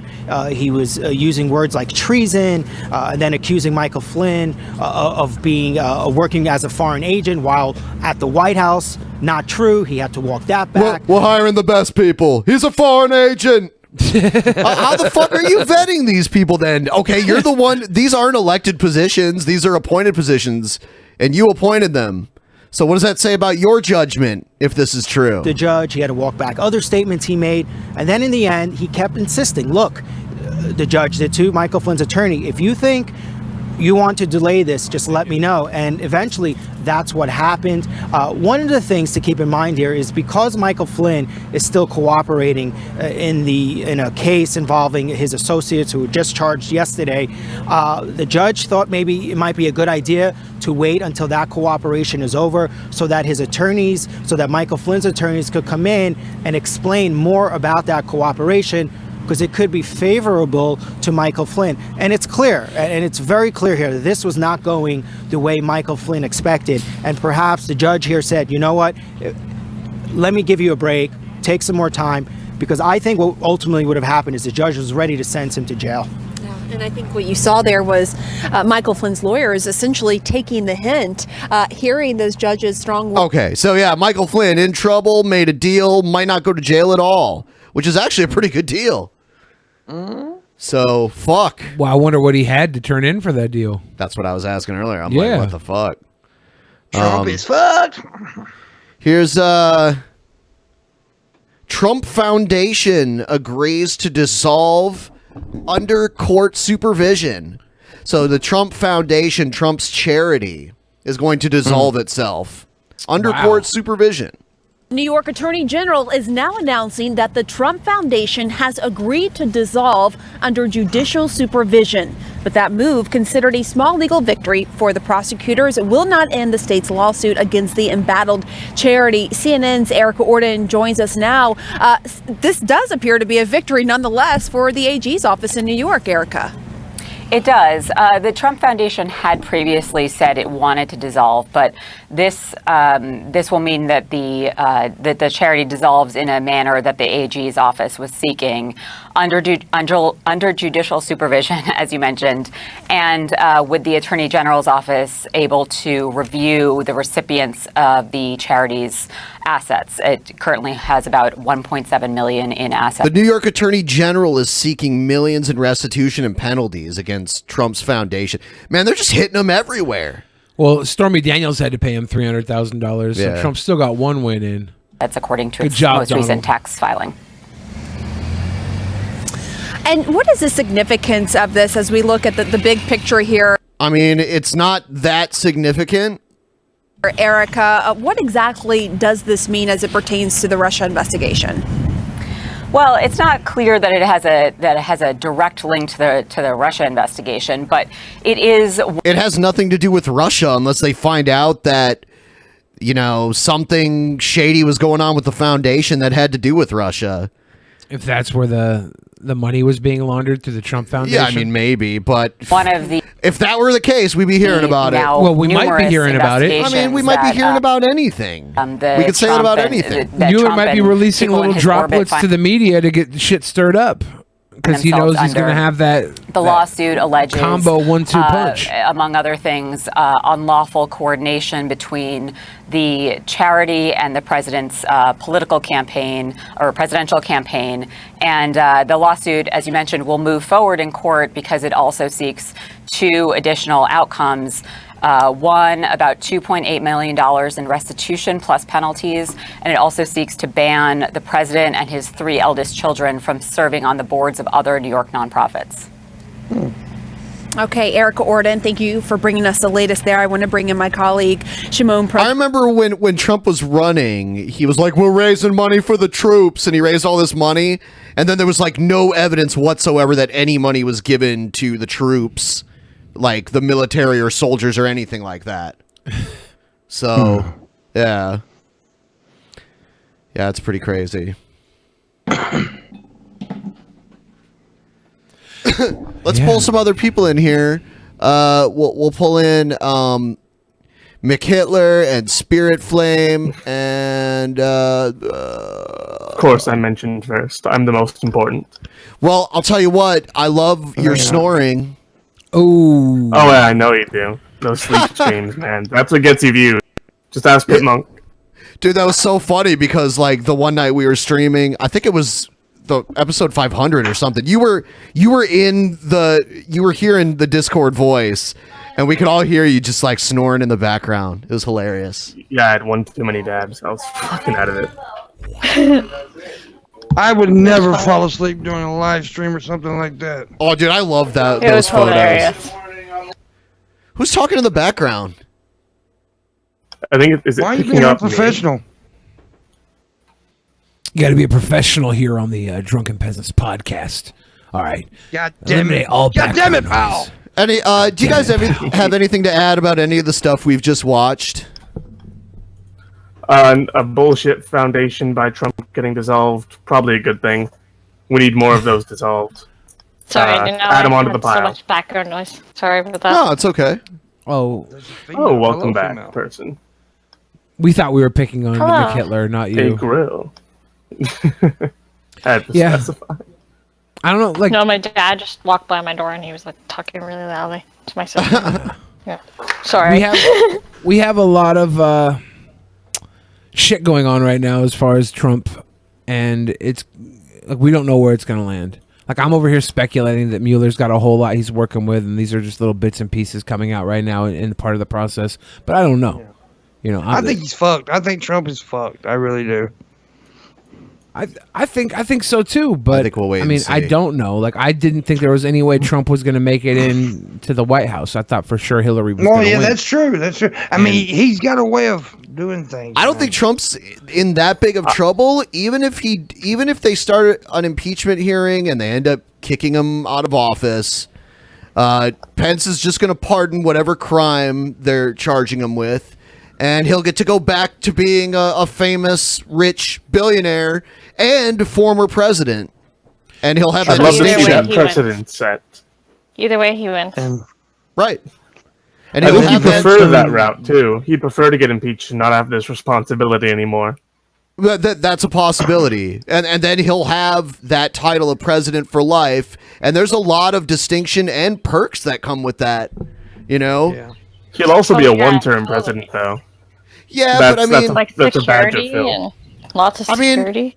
Is it really though? I mean, you saw how much, you saw how long the coverage of George H.W. Bush's funeral and shit went on, and he was a one-term president. But he also pumped another 2-term president out of his dick. So Yeah, and we got means nothing. Walk Boy Jeb Doesn't- out of it, so bonus points. it does mean something Yeah. though. His legacies, his history in the CIA, it was far beyond the He 4 years. was vice president for 8 years under Reagan. Yeah, he's got. He lived a hell of a life. But still, he's the only one-term president in my lifetime. So Yeah. I mean, I go by him. One-term Yeah, but presidents are rare. he's not. Even though he was a shit, I don't think he was the shit that Trump is. Did you not catch a little bit of shit? A little bit of Carter? No. Reagan was elected in 1980, took office in 1981. That was the year I was born. Yeah. I had a little bit of Carter. I was born in '77, so. Pimpy had But I some was- Carter. You guys are making me feel so young. Shit. I feel young too. Bad. I'm old. I feel I'm the young. oldest motherfucker in here, so yeah.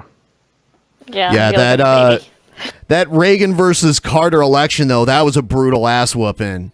Like if anyone's ever curious, look up that election map. You'll see, man, Yeah. Ronald Reagan kicked the shit out of Jimmy Carter in that Is election. it worse than the JFK versus Nixon? Were the first televised one? I That think was it pretty was brutal, actually too. a bigger margin, wasn't it? It was definitely a bigger margin for Reagan, and then there was another one. There was another one back in the day. I can't remember right now. I'll have to look it up. There was another one where I think it was George McGovern. George McGovern ran and like only won his home state and lost literally every other state. Damn. Yeah. So. Yeah. Poor George McLovin. McLovin. Let's see. So let's say, Ben. Panel. Anything else you want to talk about tonight's show? If not, this little situation with the Trump Foundation dissolving. Yeah, and then after this, we're gonna get to the good part, and I'm gonna play. I'm gonna play some Manatee stuff that I wanted to talk about. I got some. I found out some stuff. I seen some screenshots of some shit of that too. Okay, yeah. So Nixon versus McGovern. Nixon fucking destroyed George McGovern. Or yeah, George fucking destroyed him. Which is crazy because you think about Nixon. He had such a bad reputation.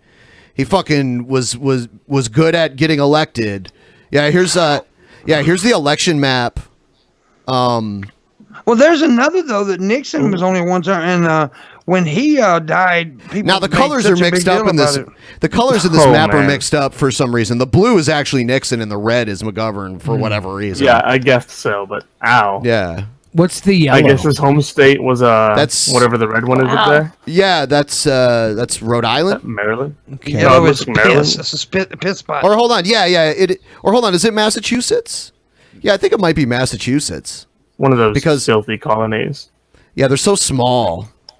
They're so fucking small. DC Very went for tiny. McGovern. Just conglomerate them into one shit pile on the East Coast. What does that sound? You're a pussy. That's someone talking in the background. That's not me. No, that's someone raging in a phone game in the background. Wow. Ignore the He babby called rage. somebody a pussy bitch. All right, I'm going to read some of these Streamlabs and Super Chats, and then we're going to move on. Tom Roberts, $5 send Patreon the disc and give them AIDS. Yeah. That disc. I pulled the disc out and gave it to Joe the other day, so maybe he'll look at it.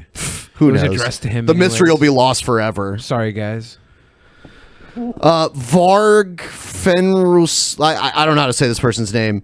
Take some money from this Swedish metalhead. Keep up the good work. Thank you. I appreciate it. I'm sorry I don't know how to say your name. I don't this is a very Swedish name, and I don't want to.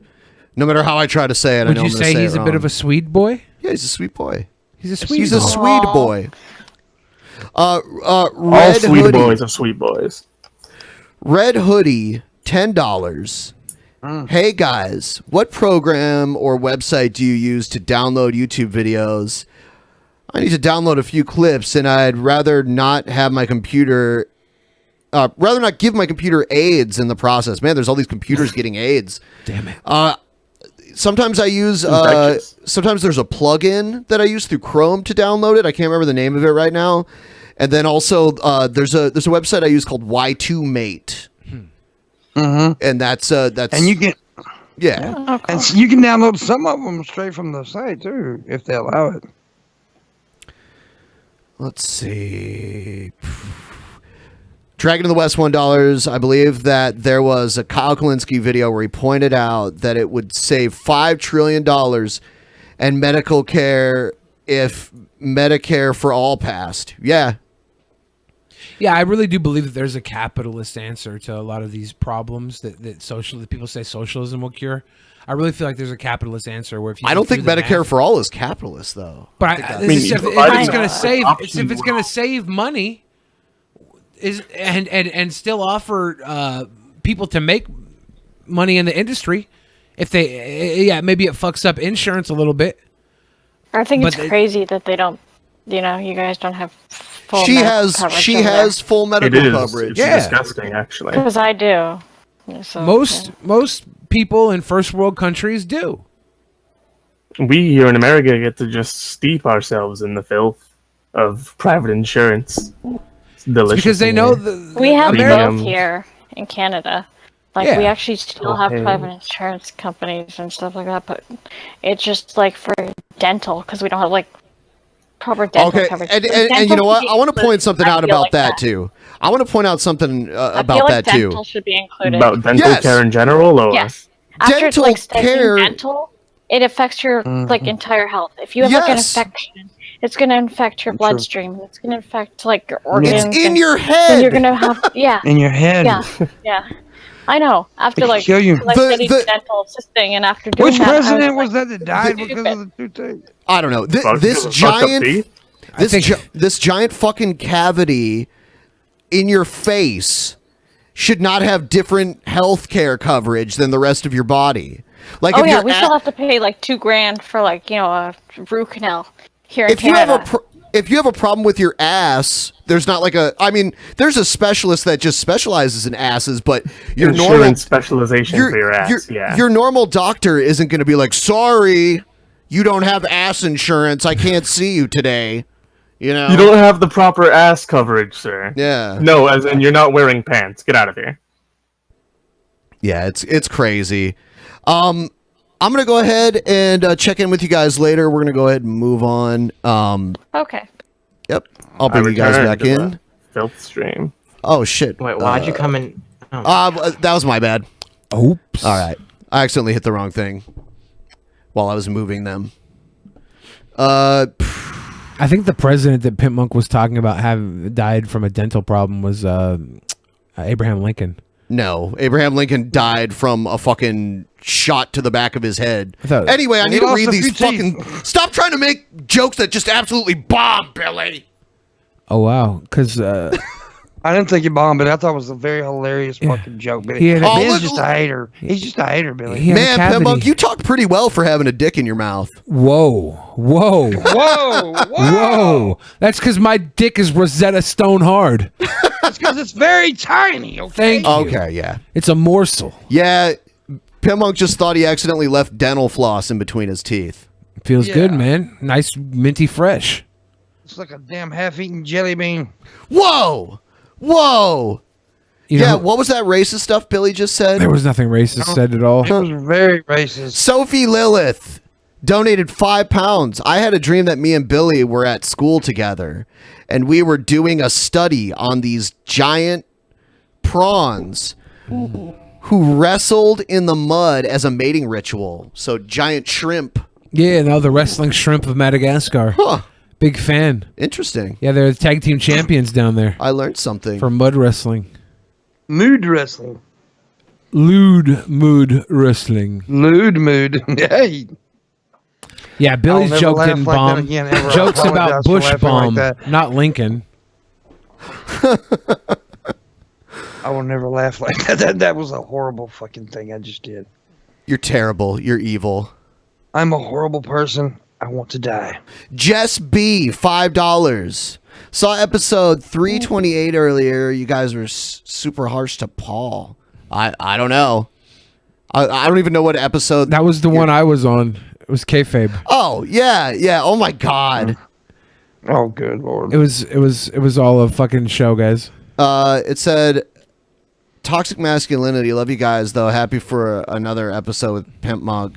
Yeah. Also, super chat wouldn't accept this message. So, I mean, yeah, that it's been admitted multiple times. That was all an act. That was all planned. All parties involved were aware of what was happening. Yeah. All parties involved. People believed it. Man, people just it's like I was saying earlier. Like if they want to believe something bad enough, I can believe though because we were really good actors. No, you're not really. Bullshit. no, at Bullshit. least half of the people who watched knew that it was fake. That's because there were half the two people- segments of people. Even there were the though people. that was my first episode, half the people knew I was a sweet boy just by the way I came off, and they couldn't I'm believe just waiting it. for it to finish so I could say something important. It? You call me it? That's transphobic, Benjamin. Whatever. You were so mean. Wait for it you to deserve finish. it. It deserves it. Anyway. Everything is completely froze for me right now. Okay. But anyway, yeah. Like half of the people were mad because they thought it was fake, and half of the people were mad or because they knew it was fake, and the other half were mad because they thought it was real. Yeah. So it ended up not being such a good idea. I disagree. I think it was fucking awesome. I think we should have ran with it like Vince McMahon did It with didn't Roman get Reigns. very good. It didn't get very good feedback, and I mean, I thought it was funny, but it didn't get very good feedback. Shouldn't have pulled the trigger on it. Could have been world champion right now. No thanks. Fucked me over big time there, Booker Man. Booker Man. Booker Man. Took the belt off your champ. That was your problem. Should have ran with him all the way to the bank. Goddamn right it came off a little raw and real. That's how real fucking men do it. Then we hit that ring, boom. Rock bottom through a table. Make my money, walk out. Rich. Cash What on the the fuck head. is he doing? Who's that? All right, here we go. Anyway, God damn it. God damn it. Damn it, pal. Damn it. You know, for an atheist, you sure do curse the heavens quite often. I'm still. Everything's still frozen for me. So I'm Yeah, just I'll try to listening. fix it. I'll try to fix it here. No, see, I think it's me. It's.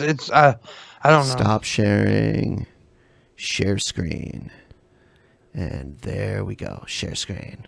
Share screen. Yeah, that worked. Hooray. Yeah, I just had to refresh it here. It Hooray. happens. Billy broke it with all that bullshit he was talking. Yeah. I'm sorry if I'm the realest person I've tried in the really room. hard to like not let the entire show be Billy tangents where Billy just like, because if I do, it'll just, next thing you know, we're all talking about anal and like penises What's wrong with and anal talk, boobs. man? I don't know. It's not my fault that I have an affinity for content.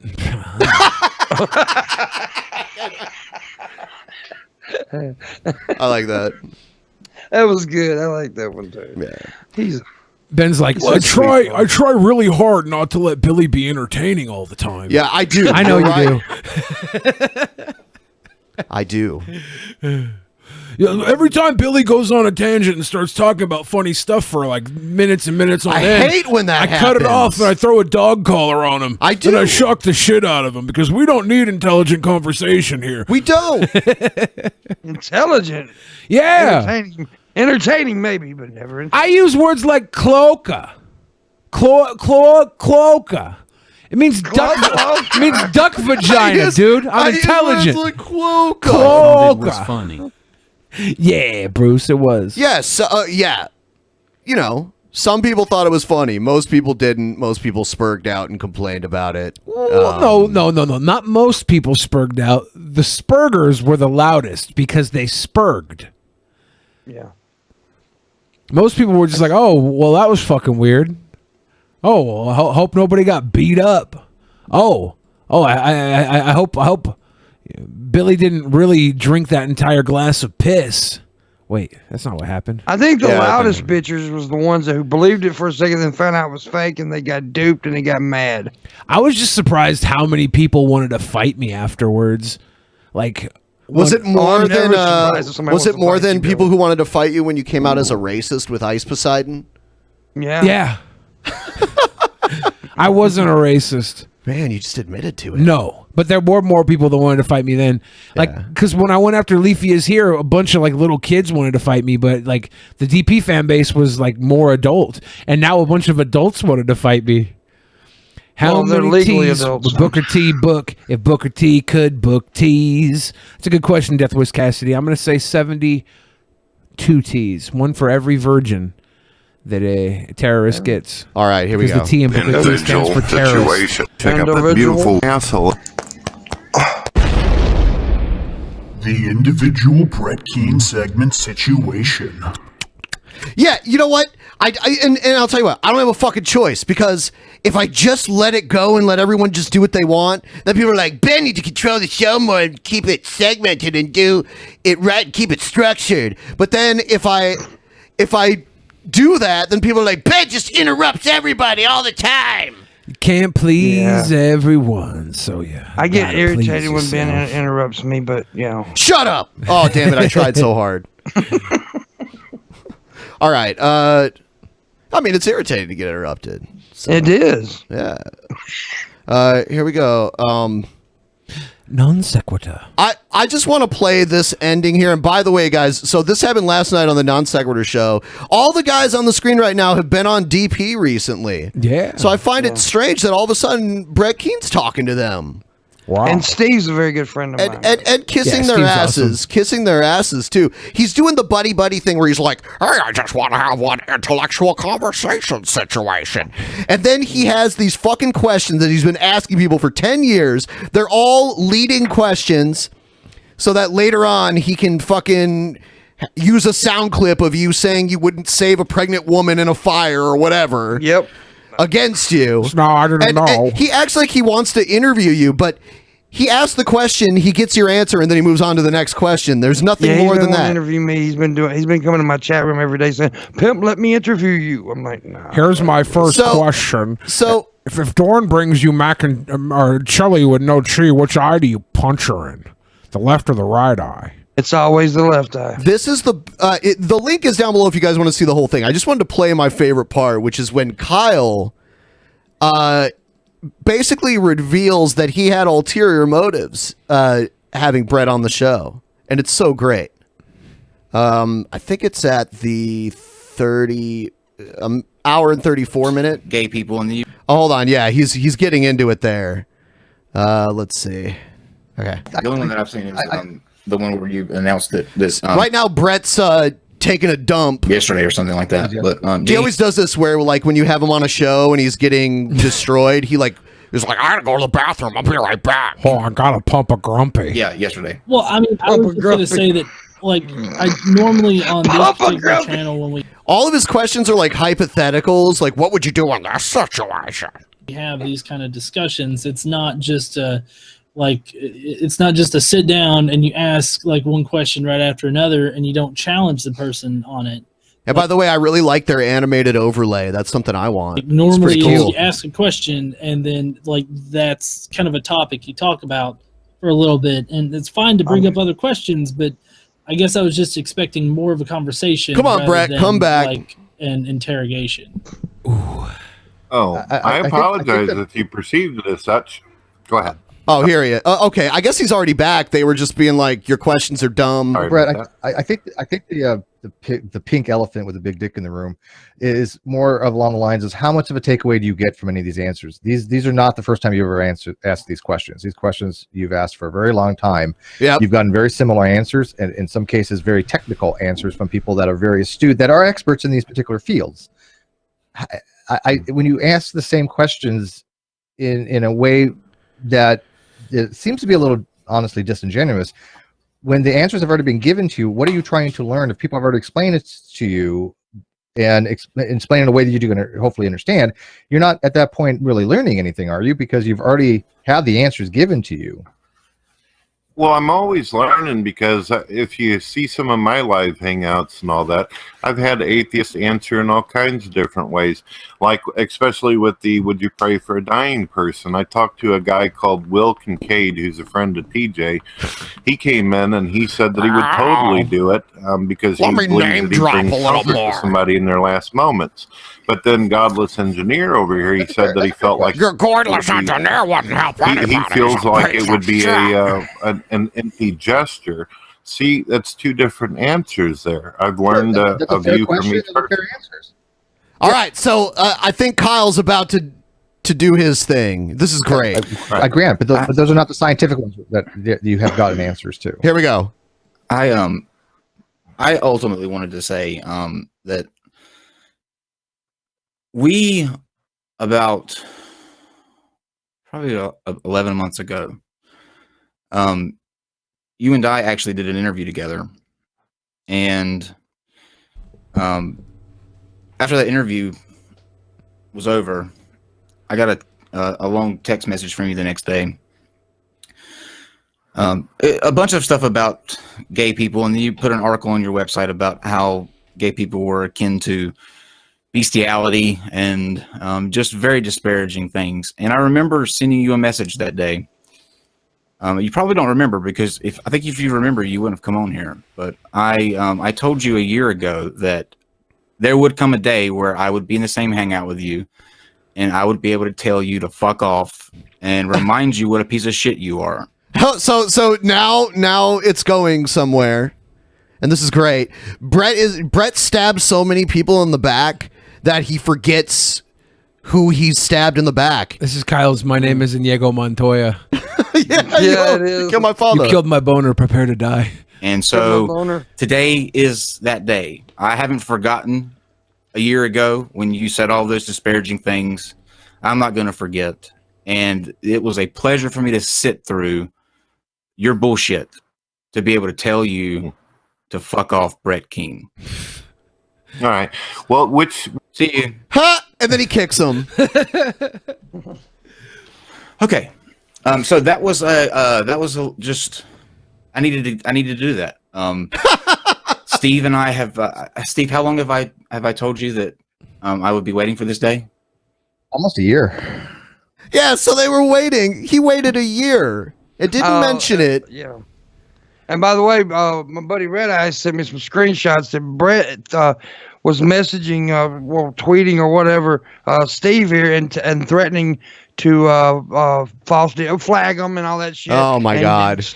And a whole bunch of it, because they said he said they lied on him and they broke all kind of. And if he don't get a public apology, he's blackmailing him. Said if he doesn't get a public apology, he's going to flag him and get him kicked off. Oh man, that's just part of the Brett cycle. And another part of the Brett cycle, because before he did this interview, he was all like, "Oh, I like you guys. Just want to have a nice conversation. We can be good, you know."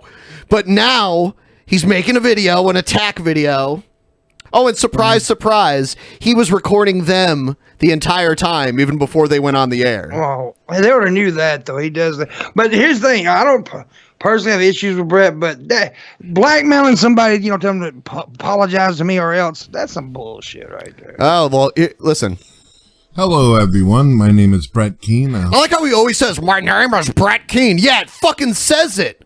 It says it. At least he doesn't say big ass letters. At least he doesn't say preaching to the choir ministries. Okay, he always, and actually I was making fun of the name of his channel because forever it was Theist Brett Keane. Theist. Yeah, and now he finally changed it to just Brett Keane. There you go. You used to be better at naming channels, Brett. Like Brett Keane Superstar. I mean, it's laughable that you call yourself a superstar, but that's a better name than Theist Brett Keane.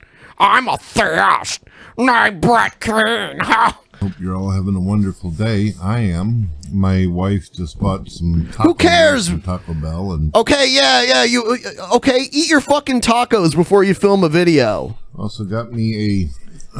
Look at this. He doesn't know what it's called. What is this called? Got me a chalupa. Listen. I just finished it off a quesadilla. A quesadilla. Dusted off a quesadilla. What? Like what? Yummy. Well, I figured I would talk about the excitement that I got to participate in yesterday. I was on the NonSequitur show. Yep. As many people know, I had no idea who NonSequitur was or Steve. So now he's gonna talk. Now he's gonna talk as if NonSequitur show is a person. He's going to do that for a little while, and then he's going to say, what's his name? Steve McRae? Is that his name? McRae? I think it's Steve McCrib. It's the McCribbicans. But it's funny because Brett says it totally wrong. like Brett's never mispronounced a name before either, so that's how you know he's mad. Rye, I believe is how his... Steve Rye? Steve Rye? Steve Rye. I believe his name's bigger Steve Ryby. Oh, whoa! Yeah, dude. The bass on that oh my god. That was wet. There's no teeth to get in the way. That was a manly belch. It would be my first time. That was a bellowing abyss. Engineer. All right, stomach gas. My first time interacting with cordless engineer. Now, how did this all start? I did one of my many challenges out to different people out there. Yeah, many. At least you acknowledge that you do the same shit over and over and over again. And people now know that it's bullshit. You don't even really care about these are got you questions that you ask people. Now I call it a challenge. It's all about gathering intel to later on cause drama with people. That's what you exist to do. Now, when I asked you what you would do, a list of questions that I find interesting and fascinating. Whenever I was an atheist, in my first year of doing YouTube, I ended up doing something called the Atheist Challenge, and it would be the first time that I would ever meet an atheist YouTuber by the name of The Amazing Atheist. It was a video where I asked countless questions to other non-believers while myself being... He's still posting interviews that he did like almost 2 years ago. That like he's just reposting it like it's something new he just did a couple days ago. An atheist at that point. Back in the day, YouTube used to have... I'm going to speed him up. Really cool. The tool allowed people to post their videos under other people's videos. This was called video responses. Yep. When you would go to someone's channel and look by their description, you would see all these little thumbnails of all these people's pictures. I used to get up to 100 to 200, sometimes even 500 videos from people all around the world responding to my videos. I think that's one of the reasons why I was so popular when I started. Dude, Brett, next time you film a video, speed it up. Put it in Premiere Pro and speed it up a little bit. Because this is way better. You should be talking at this speed. But then his video won't reach over 10 minutes. You won't get that sweet ad revenue. This video is like 20 minutes long. Okay. Encourage people to post their videos to me. Because if they posted their videos, it would bring views to them, and their channel would bring back to me. And it was kind of like a trade-off where we share. Yeah, video replies were cool. I miss them, but unfortunately, people were abusing it, and the reply girls that would have their titty meat out like Brett's is right here, and they just replied everything. Yeah, with does their Brett titty have meat hanging. cleavage? Cleave? Is Brett going through hormone therapy? Ideas, and we do things like this, and we basically help each other excel in the search engines. Unfortunately, YouTube ended up getting rid of that tool. And I was not able to have the wonderful interactions that I loved YouTube for in the first place. Damn. Yeah. When people name Brett Keane on YouTube, wonderful interactions is the first thing that comes to mind, right? Brett Keane. Interactions with Brett Keane are just wonderful. Yeah, you're about to talk about your latest interaction. But because of that tool, I got to meet the Amazing Atheist. I got to meet a bunch of really popular non-believers. Some of them are He's name dropped 3 times already. Some of them have left YouTube since then because YouTube became very toxic, very challenging. It became a place where folks wanted to profit and they didn't really want to socialize anymore and hang out. A lot of the tools that helped us really share and communicate with each other were stripped from YouTube. But I never stopped doing videos. For the last 10 years, I kept on posting videos asking people. That's not true. You've left. You've gone through periods where you don't post anything. Questions and giving people the opportunity to talk with me. I noticed. Well, maybe I should start here. I can't believe you're still filming laying on your belly in your bed. This is so bad. Do you think that closet behind him goes to Narnia? You think Brett's related to Mr. Tumnus? I don't know, man. Yeah, he recently said in a video that I lacked energy in my videos. I'm like, dude, you lay in the bed. He's laying in bed on his belly with a keyboard and a mouse, and he's got like a fucking tripod in the foreground.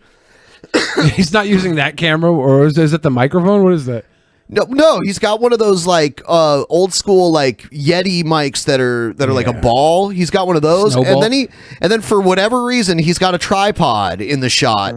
When NonSequitur invited me into the room, NonSequitur, the guy NonSequitur invited me into his fucking room. I believe his name I was was unsure why it was that he Montoya. wanted me to be on a podcast to ask the same questions I already did in video, because that's usually how people handle it. They just make a video, and it gives them the opportunity to Google and look up the information, see if they can find something, or they can do that anyway.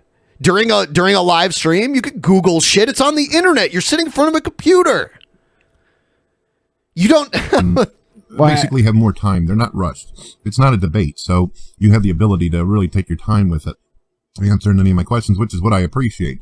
It's not a matter of how smart you are, how great you are. It's a matter of answering these fucking questions so later I can make a video hit piece on you. just sharing ideas and views and opinions back and forth. Oh, yeah, that's what However, you really want. Apparently NonSequitur had different ideas. He wanted to make it appear as though it was some kind of big fucking deal, some kind of big thing, with also some... NonSequitur, he's speaking of NonSequitur as if NonSequitur is a person. It blows my fucking mind. Agenda where him and Steve Rye wanted to do some childish... Steve Rye, NonSequitur. Steve Rye. They pretend to be my friend and say that they think it would be a good idea for me to come on a show that has 3 atheists against 1 theist, 1 believer. Oh, yeah. There's another thing he always does. He bitches about the numbers being against him. He doesn't mention that until after he looks like a fucking fool. Well, I think it's kind of ridiculous to bitch about the numbers being skewed when you have fucking God in your corner. I mean, even aside from that, it's like Shawn Michaels and God. Yeah, there are 3 guys versus just me and God. It wasn't really fair. God, I know God created Earth and everything, and I follow him and everything, but like that's 3 on 2. It's not like it's a fucking basketball game or something like that, or it's strength in numbers. It doesn't really matter. They weren't all talking over you. They let you say whatever you wanted. If they were pigpiling, that'd be a different story. That did not happen. Yeah, they let him and say. They're not unfair people either. They're pretty decent people. They were chill. Yeah, they're chill boys. It's totally different than what Brett has gotten in the past. Apparently, a lot of atheists out there on YouTube seem to think that that's the way to debate. Have 3 or 4, sometimes even 5 or 10 atheists on one single religious person. Now, again, I didn't remember who they were, but we'll get to that. Find a new shtick, Brett. Find a new shtick. No one wants to debate about stupid religious shit anymore. Yeah. You're beating a dead horse with this shit. I don't know why I'm giving you advice, but you should even the dumb Trump shit you're doing, that's a better thing than I just want to talk about religion. Nobody wants to talk about it. It's boring. It's been talked about to death. And you label everyone as atheists or believers. We don't talk about atheism here very often. I had to explain this to G-Man the other day, too. G-Man just assumes that I constantly talk about atheism and that I'm just friends with everyone else that's an atheist. Like Matt Dillahunty, me and him are buddies. We go way back. Well, they're still living from like 10 years ago on YouTube where the debate was. That, or now my memory being served back to me about who they actually were. Someone actually reminded me and showed me some clips. So now I do know. But I want to tell you more about what actually happened. I get in the room. I was told before we even started the show, I sat with them for 20 to 30 minutes before they actually started up the show. I have some of you out there are going to say, Brett, that really happened? Yes, it did. In fact, if you go over to BitChute, you will see that behind the scenes, they didn't know it, but I recorded them. And it was very clear. Oh, really? No, not you. Not you. I hope they were in a two-party consent state or a single-party consent state for that. I want to get into a private call with Brett so he's recording me. And I'll confess to the Sharon Tate murders or something like that. That would be fun, like just getting in with Brett and during the pre-thing, you're just like, yeah, you know, Brett, before we go live, I wanted to tell you that I murdered and ate a dog today. It was a cute dog too, but I was really hungry, and then I ended up throwing half of it away because it just wasn't good. I didn't prepare it right. I'm thinking about going and killing another dog right now. Brother the Fridge, Drunken Peasants, kills dogs, eats them. By Brett Keane. He always has to put by Brett Keane. It's like a fucking kindergartner that draws a picture on a crayon and puts by Billy on it. Yeah, I actually did that. Yeah. I do that all the time. Oh, you do that still? With crayon, yeah. Well, bring some over and I'll hang them up on the fridge. Oh, really? Satanic pupper sacrifice no shit about me, and barbecue. And represented themselves as knowing me very well later on after the debate, as they called it. It wasn't a debate. No, they didn't call it a debate either. There was nothing. Conversation. Yeah. A conversation. How is it even a debate? You ask dumb questions, people answer it, and then you just move on to the next one. Because you don't want to debate. You just want to go ahead and get through having people answer your questions. That's what you want. I have that all recorded.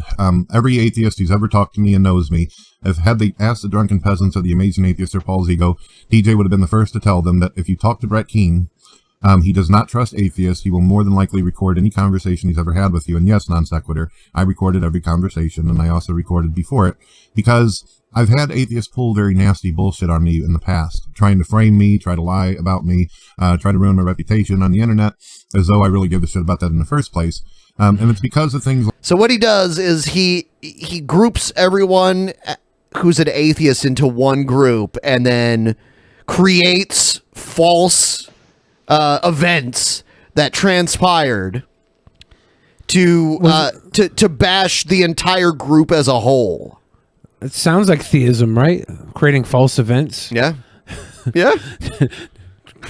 That's like that, why it is that I don't trust non-believers. And there's many people around the world that don't. In fact, we're going to be doing a live room tonight at 7 p.m. Okay, so right now he said, oh, there's a lot of people around the world that don't trust atheists. But then he's going to say atheists are the least trusted in America. So talking about why it is that even to this day, atheists are the least trusted in America. I thought it was around the world. Maybe it has is it America or around the world? Maybe it has to be with the fact that religious people are indoctrinized to believe that anybody who doesn't believe in God is fucking There was a poll. liar. There was a poll like 10 years ago that said atheists were like the least trusted people in America. And that's what he's talking about. Find out if it's because of religion, that religion has this effect on the reputation of atheists, or is it because of historical crimes against humanity that atheists have done? And I welcome non-believers from all over to come in and discuss. Like Zao Dadong? Zao Dadong. So, as many of you know, I went in the room, I was considerate, I was respectful, I tried my best not to interrupt anybody. Right. You do this all the time. You play the good guy, and then later on, you stab them in the back. That's what you do. sat back and listened to Godless Engineer, the impression I got as the video continued, the podcast, was that Godless Engineer appeared to be getting really, really aggressive with me. He seemed to get infuriated over the questions about pregnancy. Kyle and Steve act like they were surprised by my he's calling Kyle. question. Now, I don't have a problem with explaining to people why it is I'm inspired to ask some of the questions that I do. They didn't really ask, why did you come up with a necrophiliac question, but I'm willing to help them. What is the understand why. necrophiliac question? I don't know. It's I think it's like, That's I an don't important know. question to me as Is well. necrophilia rape? I think might have been the question. I don't know. Basically, do you think that having sex with the dead is a morally good thing to do or right thing to do? No. Is a morally good thing to do? No. Who the fuck would think that? No. It's not a morally good thing to do. It's dead. You don't want to fuck dead things. Do you hold the dead sacred? There was an atheist serial killer by the name of Jeffrey Dahmer a while back. There's been quite a few serial killers. There was an atheist? Was I don't think Jeffrey Dahmer was an atheist. I don't think that's ever been confirmed. I have no idea. I'm glad no theists have ever committed crimes. It's funny before. because he did a video about Milo Yiannopoulos and said he was an atheist too. Yeah, that's it. All right. So yeah, he just does this. Anyone he doesn't like that thinks is a bad person, he calls them an atheist. Out there that were atheists who participated in fucking the dead as well as eating human flesh. Eating people, eating. Yeah, but at least we didn't make a fucking religion out of it. Reasons why I got inspired to ask such a question like this, because I understand that religious people treat funerals as well as burials and rituals of the dead much different than that of a non-believer who sees a dead body no more than that of a shell or a husk. It's a simple moral question, and I don't think it's even hardly as controversial as some of the questions that atheists try to ask religious people on a daily basis. So, what ends up happening? I continue on asking my questions, and I also answer their own questions back. At the end of the video, they call me names, and then they kick me out of the room without allowing me to defend myself or retort to their accusations. Whenever I get on the outside of the room, they also made sure that I could not comment in their text message alongside the podcast. You do that shit too. And it's your channel and your hangouts and shit, so you can do whatever you want, but don't complain about other people doing it when you do it too. You ban people you don't like all the time. Therefore, I could not defend myself there either. That is the reason why I'm making a video right now discussing this. Now, the person that was called Kyle that was in the room in the podcast. Oh yeah, that's the person you've been calling non-sequitur show for the last 5 minutes. He said that he knew me well as Steve. They said that they debated me a long time ago and I said something mean about homosexuals, which is untrue. A friend of mine reminded me... Here comes the spin. I didn't remember it, but my friend reminded of me. how I had interacted with them a long time ago, and apparently they were so irrelevant and so insignificant on YouTube, I just simply could not keep them in my memory capacity. I have dealt with so many atheists and religious people out in public as well as online and in debates and discussions, I cannot recall every little small moment I had with some third wheel in history. That's because you do this shit so much. You do it way too much. When you get to the point where you can't remember and keep it straight, like who you've talked to before and who you've fucking attacked and shit, then it's time to hang it up, Brett. It's just the way it is. Nobody can. You try doing the internet for 10 years and remembering every single interaction that you've ever had. So, it is what it is. But my friend told me that they apparently were new and they began participating in something that me and Nadia had started. It was a friend of mine who was a homosexual a while back that hosted. Nadia is transgender. Yeah. She's a homosexual. Live hangouts. And we called the thing the Great Debate. And what people would do is they would come in, atheists and religious people, and they'd talk about things. Unfortunately, Nadia's health began to deteriorate, and she started allowing more and more atheists to moderate the room. And these moderators ended up allowing a lot of mean, cruel-ass people in who were just there to troll. Okay. See, this is him creating a narrative. Religious people names and all this. So the room went from the Great Debate to the Great Damn Troll Room where people just cussed and yelled at each other all day. When I realized within weeks, perhaps even a month, that the room wasn't no good anymore, I ended up going away. But you know, your video looks ridiculous. There's fucking, like, I can see your feet in the background every now and then. They rise up above your shoulders. Those aren't feet, Ben. Sit in a fucking chair. It's a tail. You don't even have to stand. Sit in a chair. I do recall that there were many, many people in that great debate thing that I had defeated in arguments and debates. It's one of the reasons why I'm one of the most popular. Dude, this is fucking hilarious what he says here in a second. Figured all these It's funny because Brett goes back and like deletes his whole channel and shit, or it gets removed by YouTube, and then he just denies shit that used to be on video that thousands of people have seen. I'm like the Roman Reigns of destroying atheists. Debate thing that I listen to what he says here. It's fucking hilarious. Defeated in arguments and debates.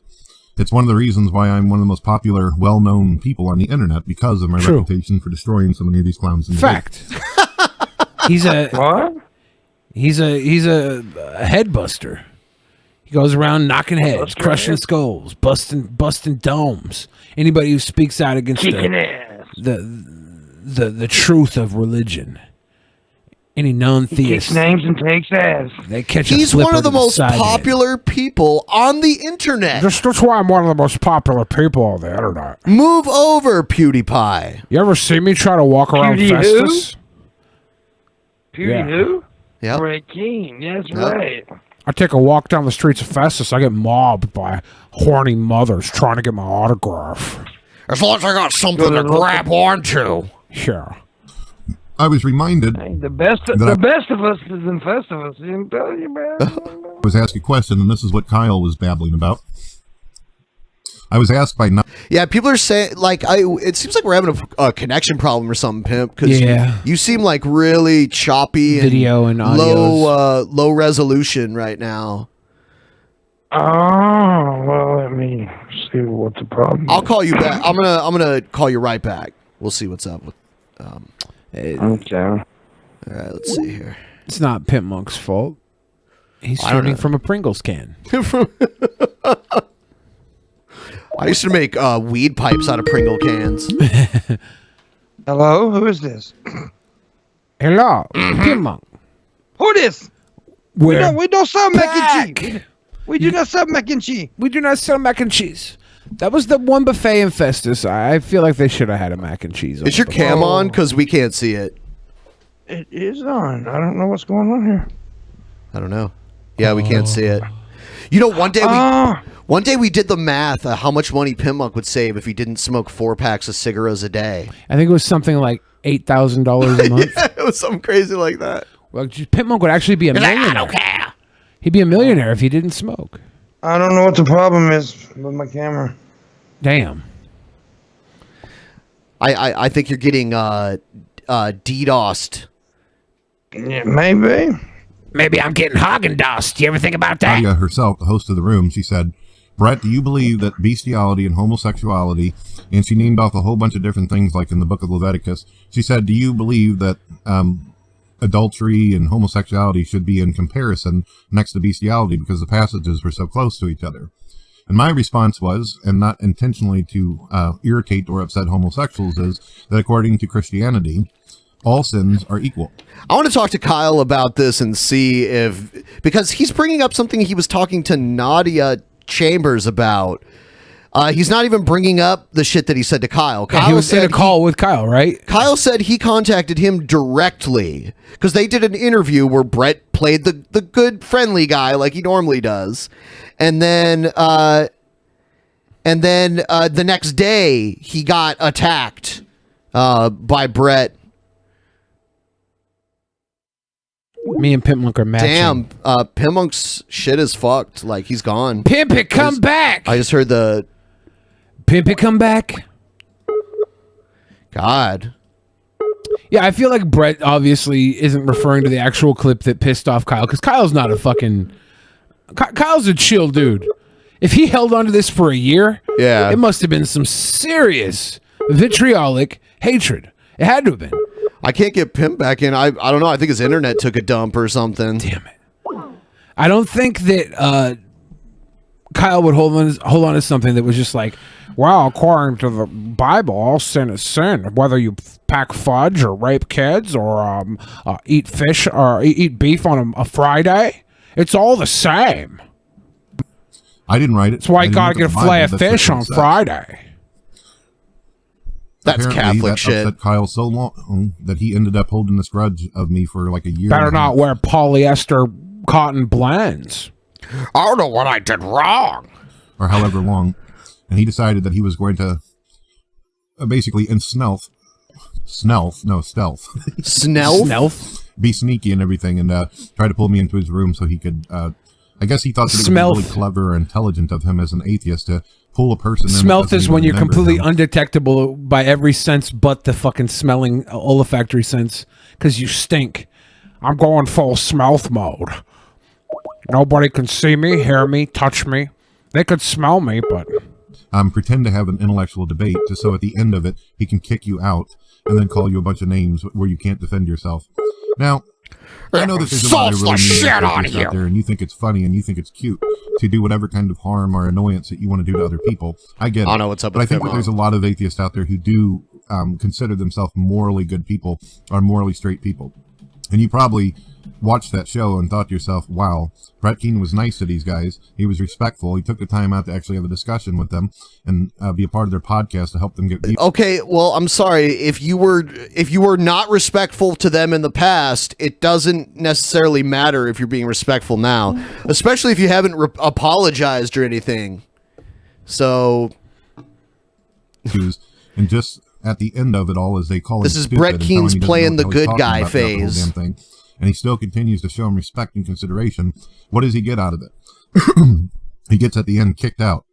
Damn. You know, I know that in your little mind, Kyle and Steve, that you think that you somehow did like some kind of damage to me by kicking me out of the room. It wouldn't be the first time I've been booted out of Atheist Room, and it definitely is most likely not going to be the last. I don't really see how you think that was so fucking badass or awesome that you had the ability to kick a person out and then have the intellectual dishonesty to talk about them while they can't defend themselves. You do this all the time! You do this all the time! You're such a fucking hypocrite. That's pretty weak. And I don't think that anybody who's got a damn brain cell in their head actually is thinking to themselves, wow, that was really cool what they did. Yeah, Brett, you've never kicked anyone out of a room and talked shit about them after they were gone. That's never happened. Your children would think that was smart. Now, here's what you could have done. This is what all three of you could have done. There's three of you and just one of me. Brett Keane wrote a blog about Kyle saying gayness leads to bestiality and pedophilia. Yes, he did. On his stupid blog website that he used to have. You could have tried a lot harder, put some thought into what the hell you were doing, and tried to debate me and destroy me on an intellectual level. Some of your commenters claim that I'm stupid. Obviously, you underestimate me and think that I'm some kind of fucking retard that you can just slap around. So why didn't you? Why didn't you three go to town on me? Ask me all kinds of extremely difficult, challenging questions yourself. Why did you two just sit there all quietly throughout the whole damn thing while God listened to me and looking like a fool the whole time? Whatever, man. Yeah, he mostly just talked to Godless Engineer.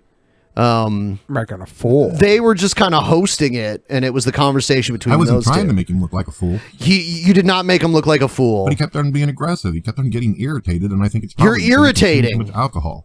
Who does that? What? Well, first of all, people drink on streams all the time. All the fucking time. But I don't know if he was drinking. I didn't see him. I didn't hear him mention if he was drinking, and he didn't seem drunk. So you're just making shit up again. That during the debate and discussion, even Christopher Hitchens tried to keep it in moderation whenever he went to do these things. So at the end of the game, the only thing that these guys showed me is that they didn't have the critical thinking skills or rationality to simply come to me with whatever grudge or irritation they had with me, whatever chip on their shoulder. They could have come to me anytime and said, Brett, well, there's a reason they didn't do that. They wanted to be able to have you on their show and be like, fuck off. You're so dumb. You don't even remember saying this fucked up shit to us and meeting us in the past. So, yeah, thanks for coming on. Go to hell. And I do think that's kind of boss of Brett, though. Like, yeah, I don't remember you guys. You're not important to me. I still think your gayness is a sin. like, what's Brett really lose here? Like nobody. This is the same shit he says all the time. No, yeah, of course, and he's going to continue doing it. These guys didn't like slay the Dragon King, Brett Keane. They just like, look, Brett, for a year, I've been thinking about the nasty shit you said to me. And now after a year of thinking about it, I finally get to tell you, you're a bad man. It's not exactly what he said. Not exactly, but what else did he achieve from it? You always have to be the contrarian. What else did he achieve from it? Oh, dude, he made him look like a fucking idiot. That's the easiest thing to do, right? Everybody says so. And then but he doesn't. No, not everybody. Not everybody says that. And that's You're looking at him. Who? Brett Keane has delusions of grandeur. You course. just heard him say that he's the most popular person on the internet. Of course.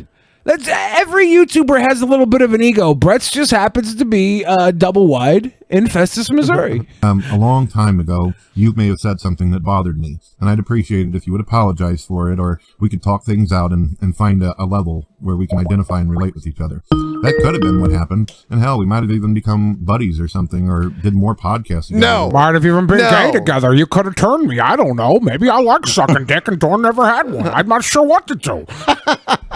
We had great discussions, and then they would have had the great Brett Keane a part of their show over and over, but no. No one wants you as part of their show. I love that. I love that. I love that. And then maybe they could have had the great Brett Keane as part of their show, but no, they ruined it. Yeah. Oh, yeah. You know what? Someone just brought this up in the chat. There was a part of this stream where Brett Keane accused our show of like grooming children to be drug addicts and shit because we used to have blacklight posters and talked about smoking weed, and he just assumes without any data whatsoever that all of our audience is just children. Yeah. Now I'm worried because there's going to be an entire generation of samurai running around saying, do a weed, be a sweet boy. Entire generation of samurai because of us, Ben. And he goes, well, there's an atheist podcast that has blacklight posters in the background. So you're an atheist podcast too, so you must be doing it too. Where's your blacklight poster at? Champion Timothy Leary, LSD to kids. That wasn't the thing, but sadly it didn't end there. Finally, it ended with them leaving comments to me telling me that they're going to drop my docs and that they're going to try to go over to... Brett Keane knows that. Children watch his videos, so he makes his videos from bed. Wow. Amazon and Barnes & Nobles and have my books removed. Like, I haven't heard that fucking threat many times. In case you don't realize this, those books were written by me whenever I was a teenager and then published later on.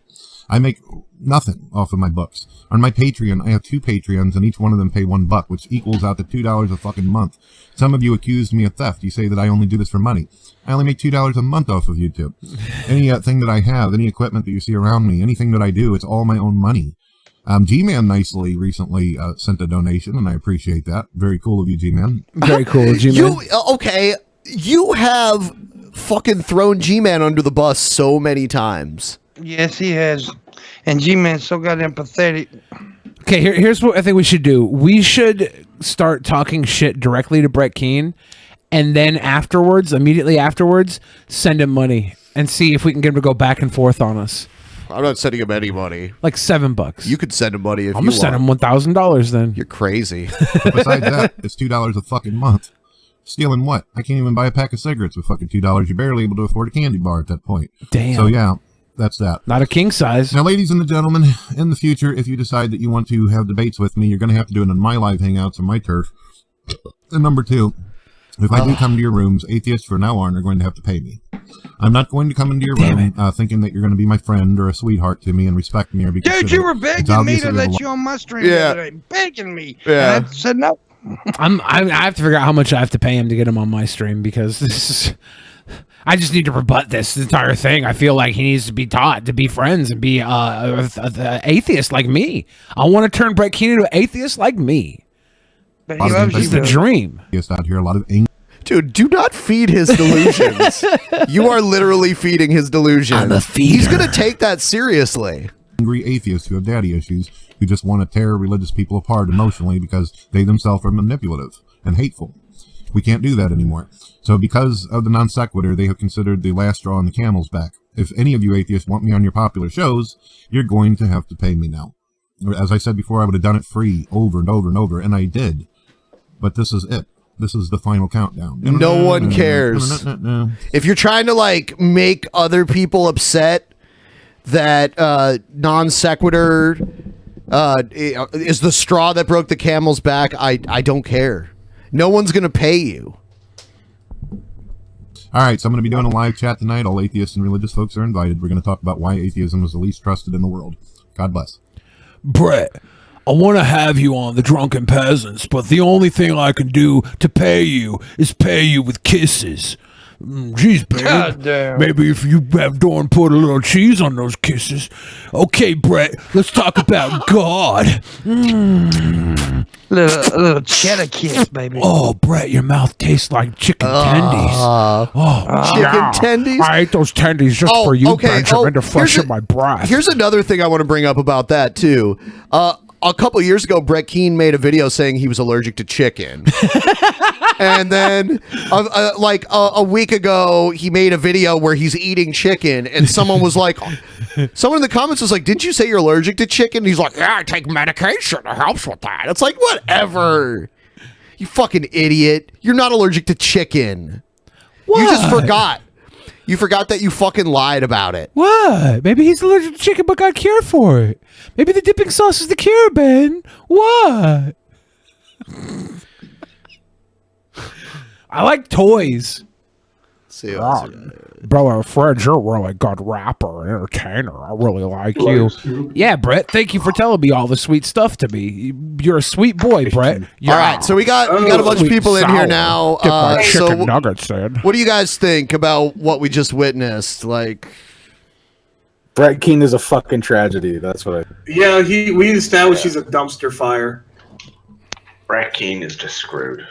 I don't understand why he's still on here. But it was the same shit he always does. Every time he gets it, like. Was that Egghead? Yeah, Egghead's in here. Oh my god, Egghead's gonna be on my show Thursday, I think, right? What time?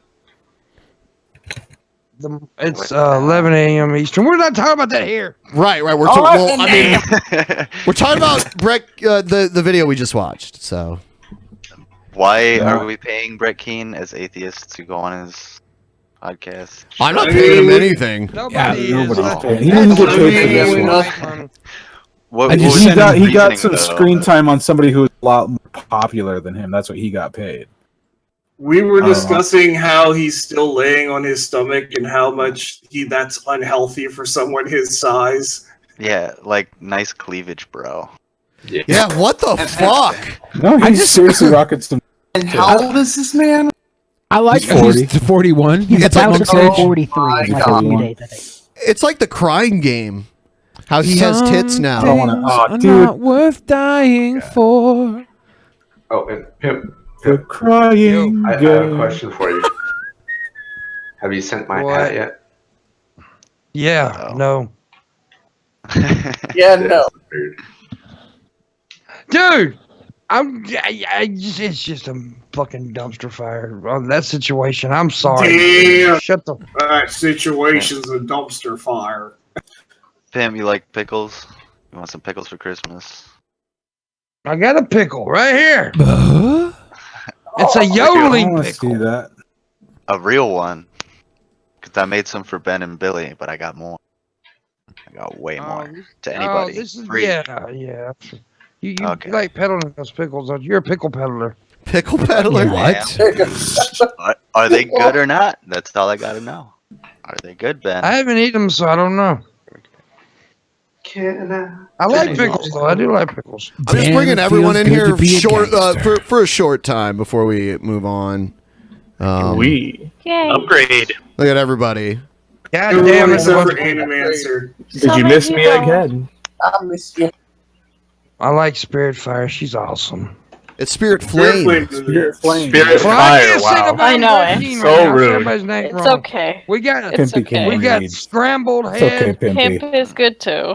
Scrambled head. That's what it takes. We got. I can feel scrambled since I have a headache. Humpty Dumpty looking ass. I can't blame him after watching that much Brett Keane. I wouldn't get shit right either. I like Spirit Flame too. She's got big titties. Spirit Flame. Yeah, okay. Yeah. What would it sound like? Yeah. What would it sound like? What would it sound like if Steven Dawson made a video to Spirit Flame? Oh no. Oh no. Spirit Flame.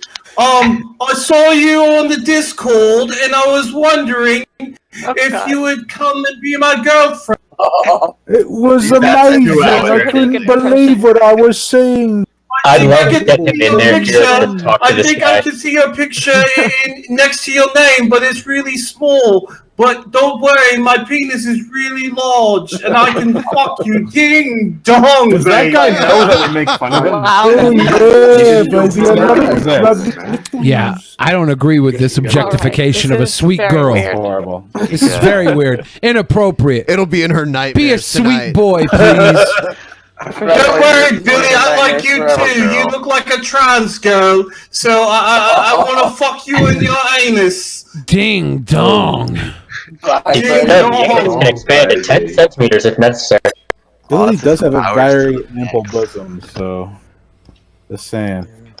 Look, I'm a beautiful, beautiful man. Yes, you no are, competition. Wait, I thought you were a boy, not a man. You can be a man. I'm a sweet boy. Beautiful than you. All right. Man, I'm a sweet boy and a sour man. Man. He's not a man. That's an oxymoron. We'll be back in a few to talk to everybody, and if there's anyone else that qualifies for this perk, you can join into. We're gonna watch. We're gonna watch a few more things, and since we're not doing a post show, we're kind of working it into this show. This is, so like the post show is basically public for this episode. So we'll be right back into the voice chat in a few here. Love you. Bye-bye. All right. Should we go through the streamers, the super chats, Streamlabs? Yeah. I'm having connection issues like a motherfucker. You are. tonight, man. I don't know why. Let's see. Oh, shit. It's Billy's fault. Hot tamale, I'm sweating. By the way, everyone, please like the stream, share it. Yeah. We're just about to get into crazy people. Imagine all the people. It's not hard if you try. Please like the stream. And we're going to move on right now. Oh, shit. Uh-oh. We'll read the Streamlabs after this segment. Oh, shit. You know what? I'll read them after the intro here. I forgot.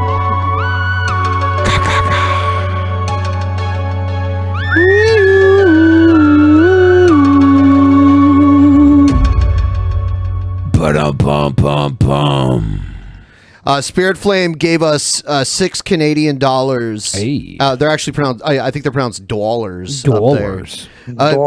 Brett is actually garbage. That's just disgusting. What he does. Yeah, you're right. Yep. What can I say? Telegon, 5 pounds. Brett looks like my grandma now. Oh, what a sweet Graham. Not today, $5. Maybe the Chinese buffet now does mac and cheese. You should check. They're probably closed right now. Probably, yeah. Yeah, because they're like 2 time zones ahead of us.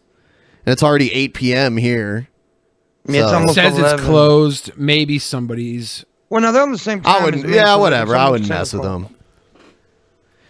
God gave us $1. Brett is breathtaking levels of stupid. This man seems to have no idea of how much a laughingstock he is. That's correct. Waterfelon, $5. Gonna have my first interview in the hiring process for the Monroe CF.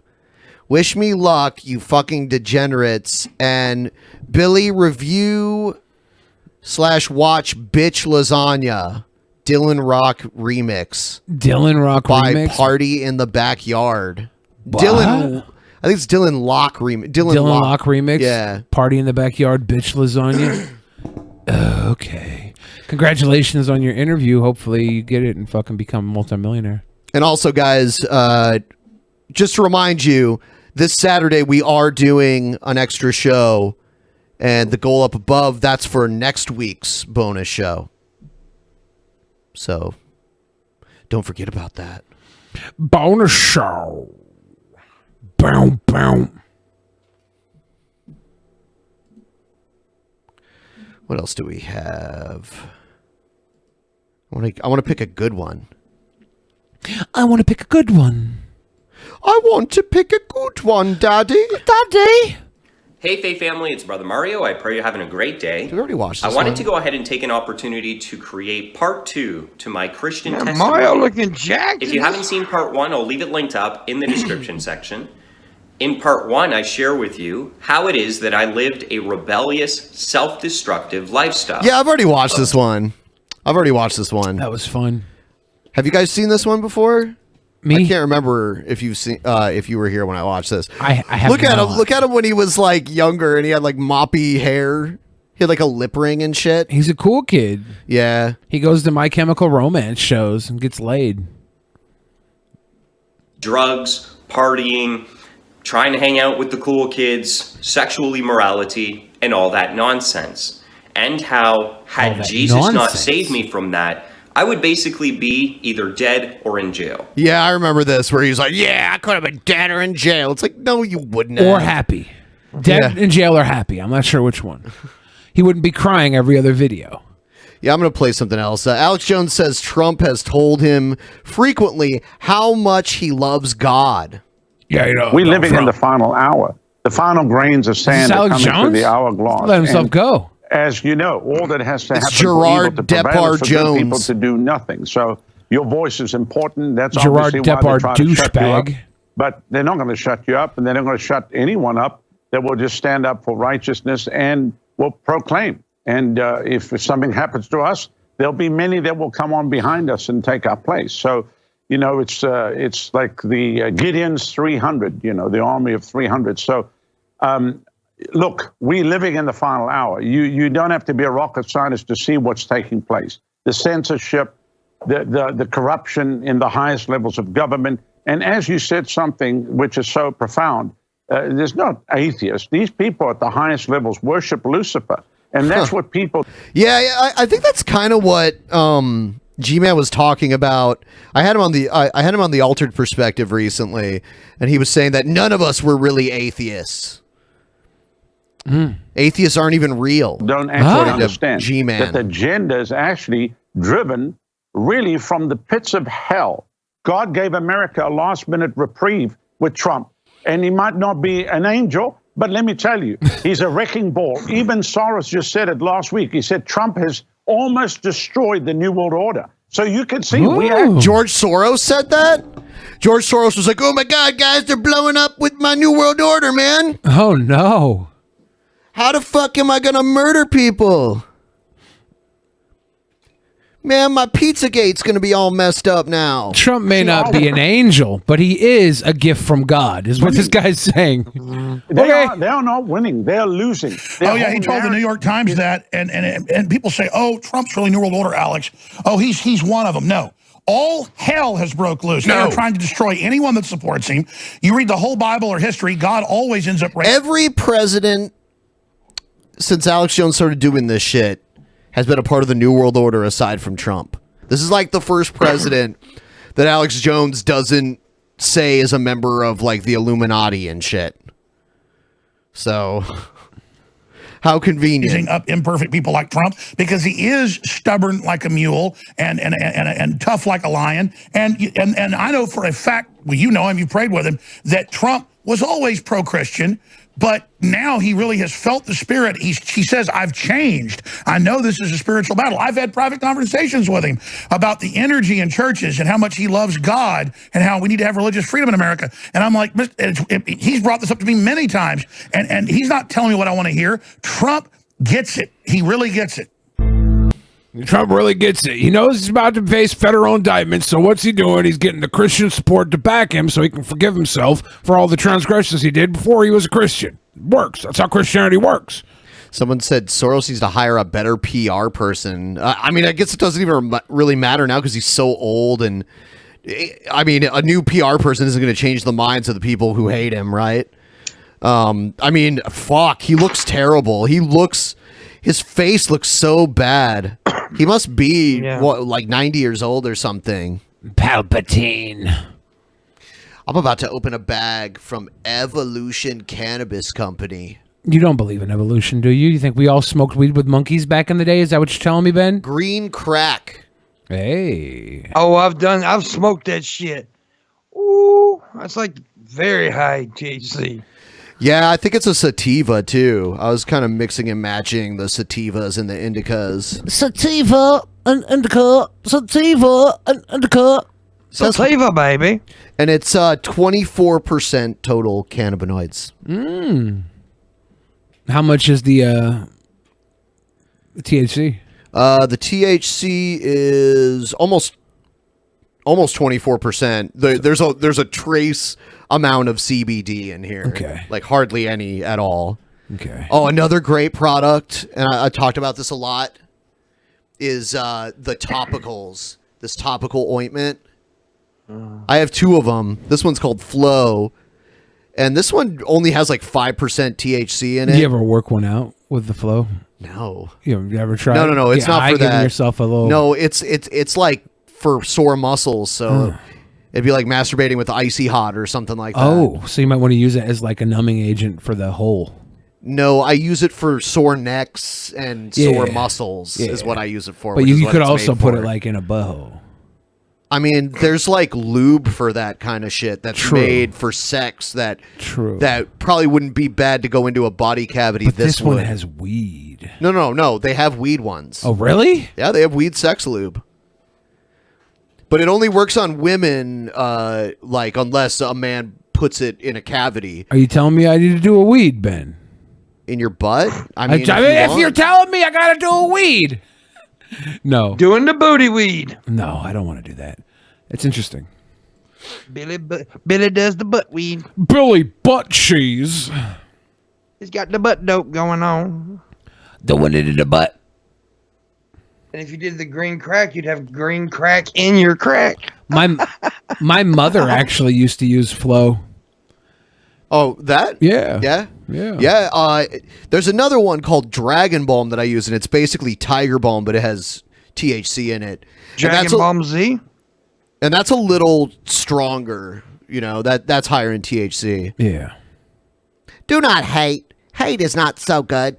Hate is not so I watched good. this on tap recently, but I wanted to play it on here too because it's fucking like Chris Chan's selling his artwork that has like coffee spilled on it and shit, trying to get money for it. Jackson Pollock over here. Hello, everyone. And also, how is it that Chris Chan had better video quality over 10 years ago than what he has now? With like, I mean, he used to use like an old school webcam, you know, that was standard definition. Man. She. Well, Chris Chan was a he at this point. This is Christine Chandler coming to you live from home once again. Now, from my recent painting. I mean, Billy's little sister. In fact, Chris Chan used to make homophobic videos back in the day. But a lot of people who it's kind of weren't out- ironic. A lot of people who weren't out yet turn on themselves that way, and they're very homophobic. Very true. Sure. It's part of the struggle of coming to terms with who you are in a world where who you are might not fit in. It's I had an accident. I was built some paint on my hand-drawn cover of Science number 14 as well as Oh, that's the first 14? 3 pages. That's not coffee, dude. So I'm That's gonna be diarrhea so I'm gonna splatter. be tracing and redrawing these He's got 4 dookie items. splatter all over So that at this point, fucking magazine, I'm going to dude. be putting these up on eBay. You put them in the So, garbage if can. any They're of y'all covered in would like shit. something that was originally hand-drawn with me from... It's diarrhea. I made diarrhea all over it. I made a dookie. One of my books. Now's a good time. Even though it's a bit damaged, but still, you know how it is with artists. That's what makes it more unique. And I'll personally put a certificate I of took a shit on authenticity my on all art, these, and so these it's are- A more certificate unique. of authenticity. Why not just draw new ones? No, this comes with a certificate of autism. Autism-y? Yeah. Oh, damn. come in a page sleeve. So step right up and pay some good money for a little bit more of something authentic from me. How much? Thank you and have an awesome day. How much? How much? I have no idea. I'm afraid to even look. I'm afraid it's gonna like make me lose faith in With humanity that shit forever. spackled comic book cover. Ugh.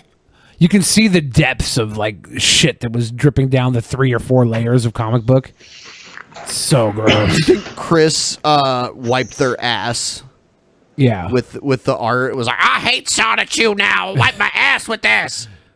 I don't even know that was a wipe. I feel like it just happened to be laying there on the floor when Chris bent over to take a projectile dump on the floor. Yeah. Projectile dyers. It was hanging on the wall, and Chris just had a shooting star moment of brown bile. I want an 18 to 25-year-old girlfriend, smoke-free, drug-free, boyfriend-free girl. That's what he said. He was like, "No, I'm black." He would always say that too. Yeah, very interesting. Wow. Yeah, that's probably what happened to the camera, right? Someone in chat said the poop got on the camera too. Yep. That's why it's worse quality. We're looking through a layer of feces to see Christine here. That's what they should have had him do to his PlayStation. Just shit all over it instead of running it over with a car. Ew. Okay, so I'm going to bring in the panel once again. And return to the peanut gallery. And I'm going to go ahead and put up a timer. Time. The timmer. The is timmer, on baby. our side. Since we're not doing a post show tonight, we're doing a slightly longer show. I'm going to put up a 30-minute timer. We'll bring these guys. I got poor network connection. I may have to drop out early, man. You have a porn? Let's tell them about the... Hello, everybody. Welcome. Hey, there's a lot of you in here. There's a lot of you in here. So I would say let's try. I'll actually leave right now. I was gonna head out anyway, so I'll call myself. Okay. Later, Oreo. Goodbye. Later. Peace out. Goodbye. We were talking about Chris Chan, like a Sonichu dildo, and then all of a sudden you brought him up on the show like we summoned him. Or her. Yeah, it's kind of like like Bloody Mary or Candyman or Beetlejuice. That's what I said. Povich. Yeah. Except more sped. I wish it were more sped. No, special. Education. Yes, special education. Very, very special. People in chat were saying that Chris Chan looked like my sister, and I think that's highly inappropriate. How do they know what your sister looks like? Oh, they're saying Chris Chan looks like a female version of me. Like he That's could be weird. his sister. Yeah. Do you have a sister? No. I'm not going to tell you whether or not I have a sister, dude. He has a sister. She would kill me if I did. Couch at some point. He just low-key committed that he has a sister. That was the joke. Is it like Got a... banned from watching wrestling, right? Did you see? Yeah. Did you see Bill Burr? Did you see Bill Burr on the H3H3 podcast? No. H3H3 was asking about family and asked him something about his sister or something, and Bill Burr was like, "Man, I don't want to talk about my family in public. I don't want to talk about my family, man." And H3's like, "Oh, why? Why? Do people give you shit about that?" And he's like, "Yeah, of course they fucking fuck with my family. Why do you think I told you I don't want to fucking talk about it? I told you I don't want to fucking talk about it. You bring it up again like a fucking dumbass." He's like, "What the fuck's wrong with you?" He said that on H3H3? Yeah. That's hilarious. Yeah. That's Ethan. love He Bill is Burr, kind of a man. dumbass sometimes. Yeah. It was like he was just like, "What the fuck is wrong with you?" Chris Chan. Bill Burr's Chris awesome. Chan. Chris Chan. Wow. Thank you, Daggotooth. A big Chris Chan fan, apparently. Chris Chan. Chris fan. Yeah, if you send in your Streamlabs now, I mean, if you want to ask us a question, if you want to insult Egghead, whatever. Oh, no. Oh, golly. This is very similar to our patron after shows, by the way. If you guys are not patrons or members of this channel, you might not know, but this is what we do. We bring in the crew and we sit and we talk and we bullshit. But it's you, like these guys, they get to be on the main show because they're a higher tier, but usually the post show is for $10 patrons or more. Or you could be a member down below. There's Yeah. You can become a member of the channel. But this is only for cool people. $5 Who doesn't have $5 Come on. $5 is very similar to that format. If you guys are wondering what our after shows are like, we sometimes play videos and talk trash and do whatevs, but it's very, very fun. Fun. Very It's fun. very fun. It's very fun to be drunk on the post show. Indeed. Yeah. An Ding all-star. dong. We talk about Ding random shit dong, that makes no baby. sense. Or just $10 a month. Oh, look who decided to finally showed up, anime. Pick on him. That's Andy, I it. love you. Animation, marry me, please. I'm desperate. Oh my gosh. Banana Mancer. And but by the way, the post show's coming back next show. Like we'll bring it back. We're just doing this once a month. So once a month. That's cool. That's I can dig it. Yeah. It's chaos. Yeah. What if we made an animated movie about Sonichu and claimed it as our own intellectual property and piss off Chris Chen that way? I wonder if he's copyrighted it. No, I don't think he I doubt it. I really doubt it. Does he have to copyright it though? Like he's published. What did he publish? Sonichu. It's become he's published. Probably got like a poor man's patent on it or something like that. I'm pretty sure you just get a poor man's patent when you publish something in public, and if you have proof that it's been published, and you can prove it, then it works within the patent realm. As long as you can prove it would work, but really the problem been is published. It's just- Chris it's Chan just doesn't got have a enough presence. money to buy a lawyer to defend that in court, so it's fucked. Okay, you're right. He's there. You're right. Let's Once make he- an entire cartoon to troll Christian. That'll get him. It's just going to be a shitty one so we can steal it. Dude, Adam, Billy, Then we get sued by Nintendo and Sega. Billy, you should have saw G-Man's face when I showed him Egghead's bathtub. No, listen to this, really. The funniest thing with G-Man the other night, I was fucking with him, right? He was talking about winning all the debates. That's what I got a debate for you, G. Bush or not a Bush? He said, I didn't like George W. Bush. Yeah. I think Egghead's bathtub actually made him question whether or not there's a god.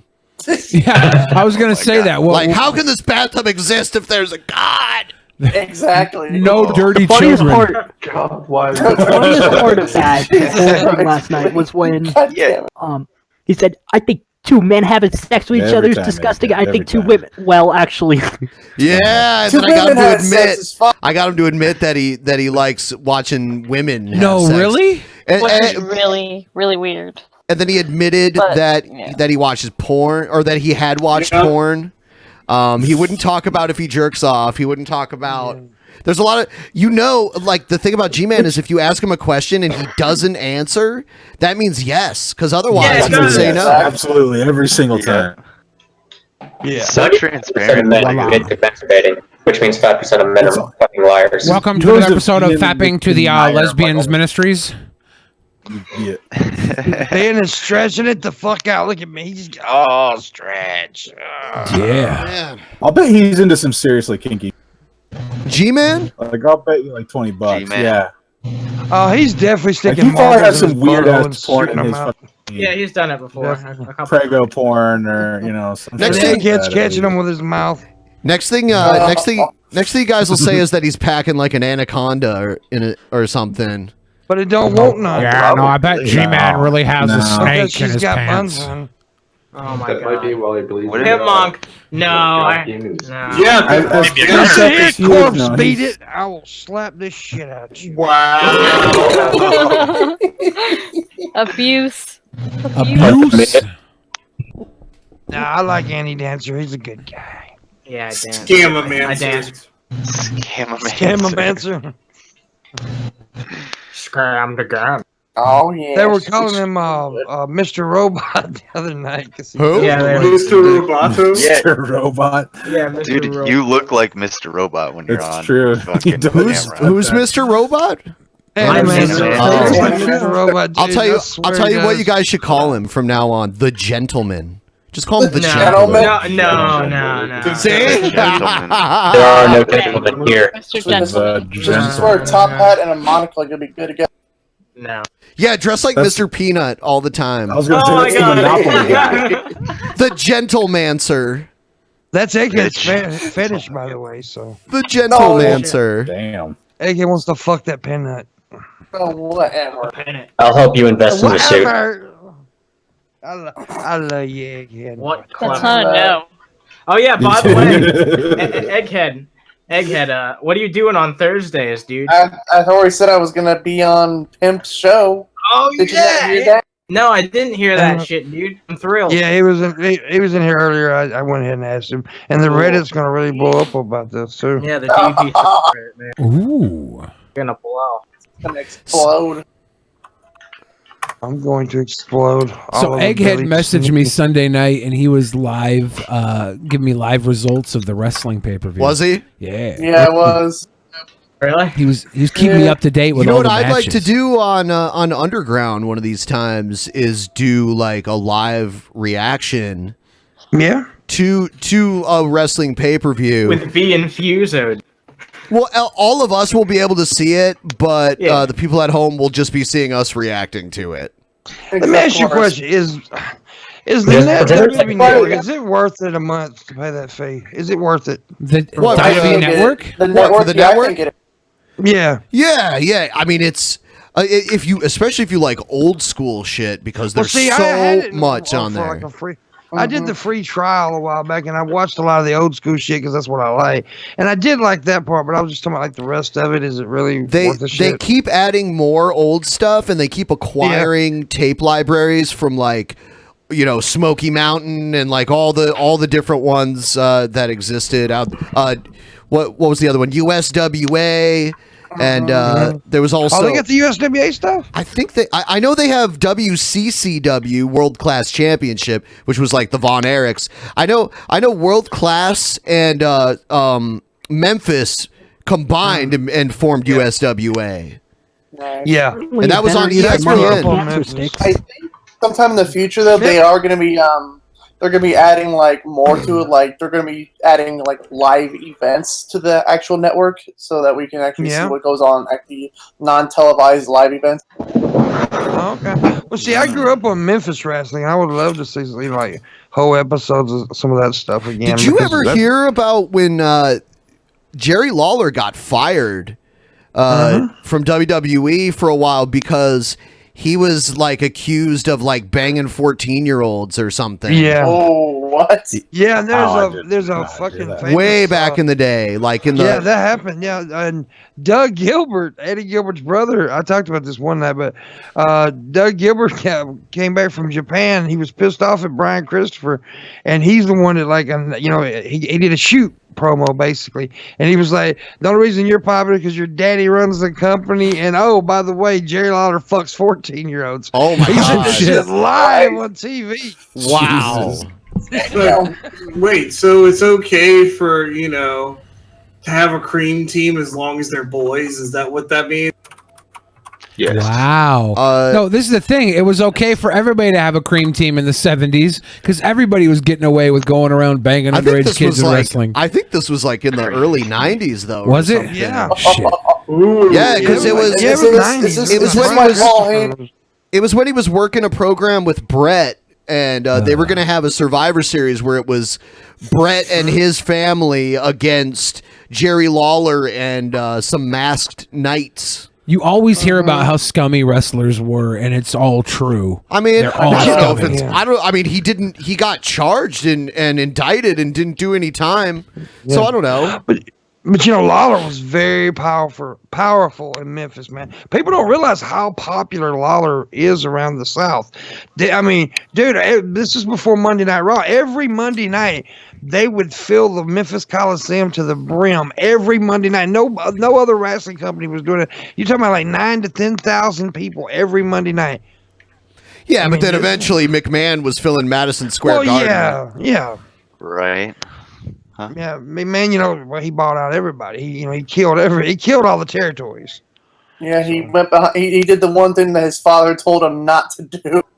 Well, yeah, there were people that wanted to break his legs and shit Well, too. you don't take over the world by listening to Daddy. Did you know? Harley Race held up Hogan at gunpoint.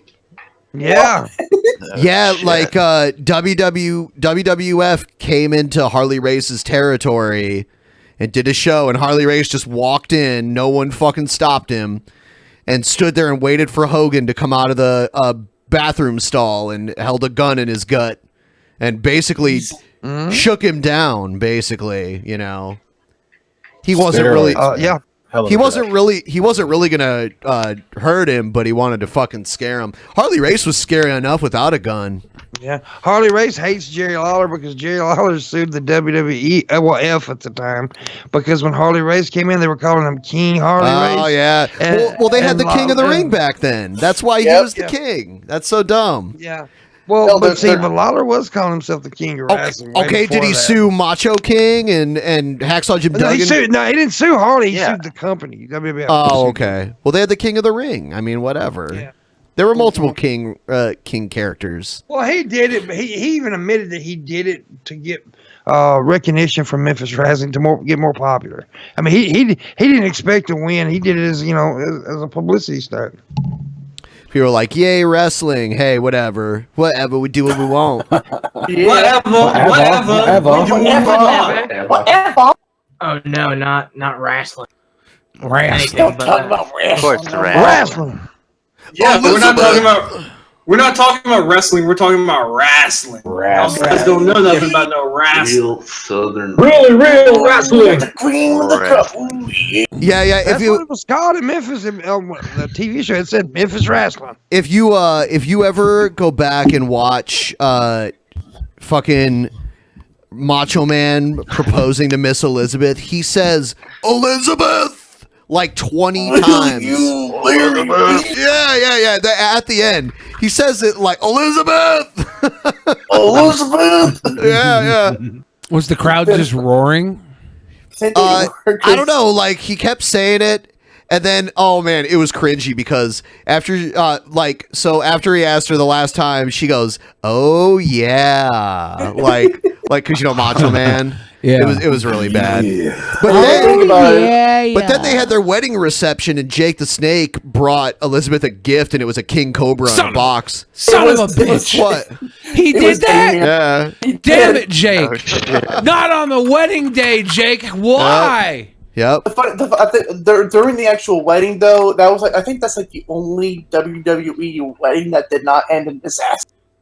Like, what do you mean? Did they get divorced? No, but the reception ended in a disaster. I'm not a kayfabe storyline. Yeah, because and now they make every wedding end in a disaster so that the people that got married don't die tragic deaths. Yeah, now they're both dead. Yeah, Egghead, you piece of shit. I know I'm a horrible human being. Just end. Wait, you're a human being? I thought you were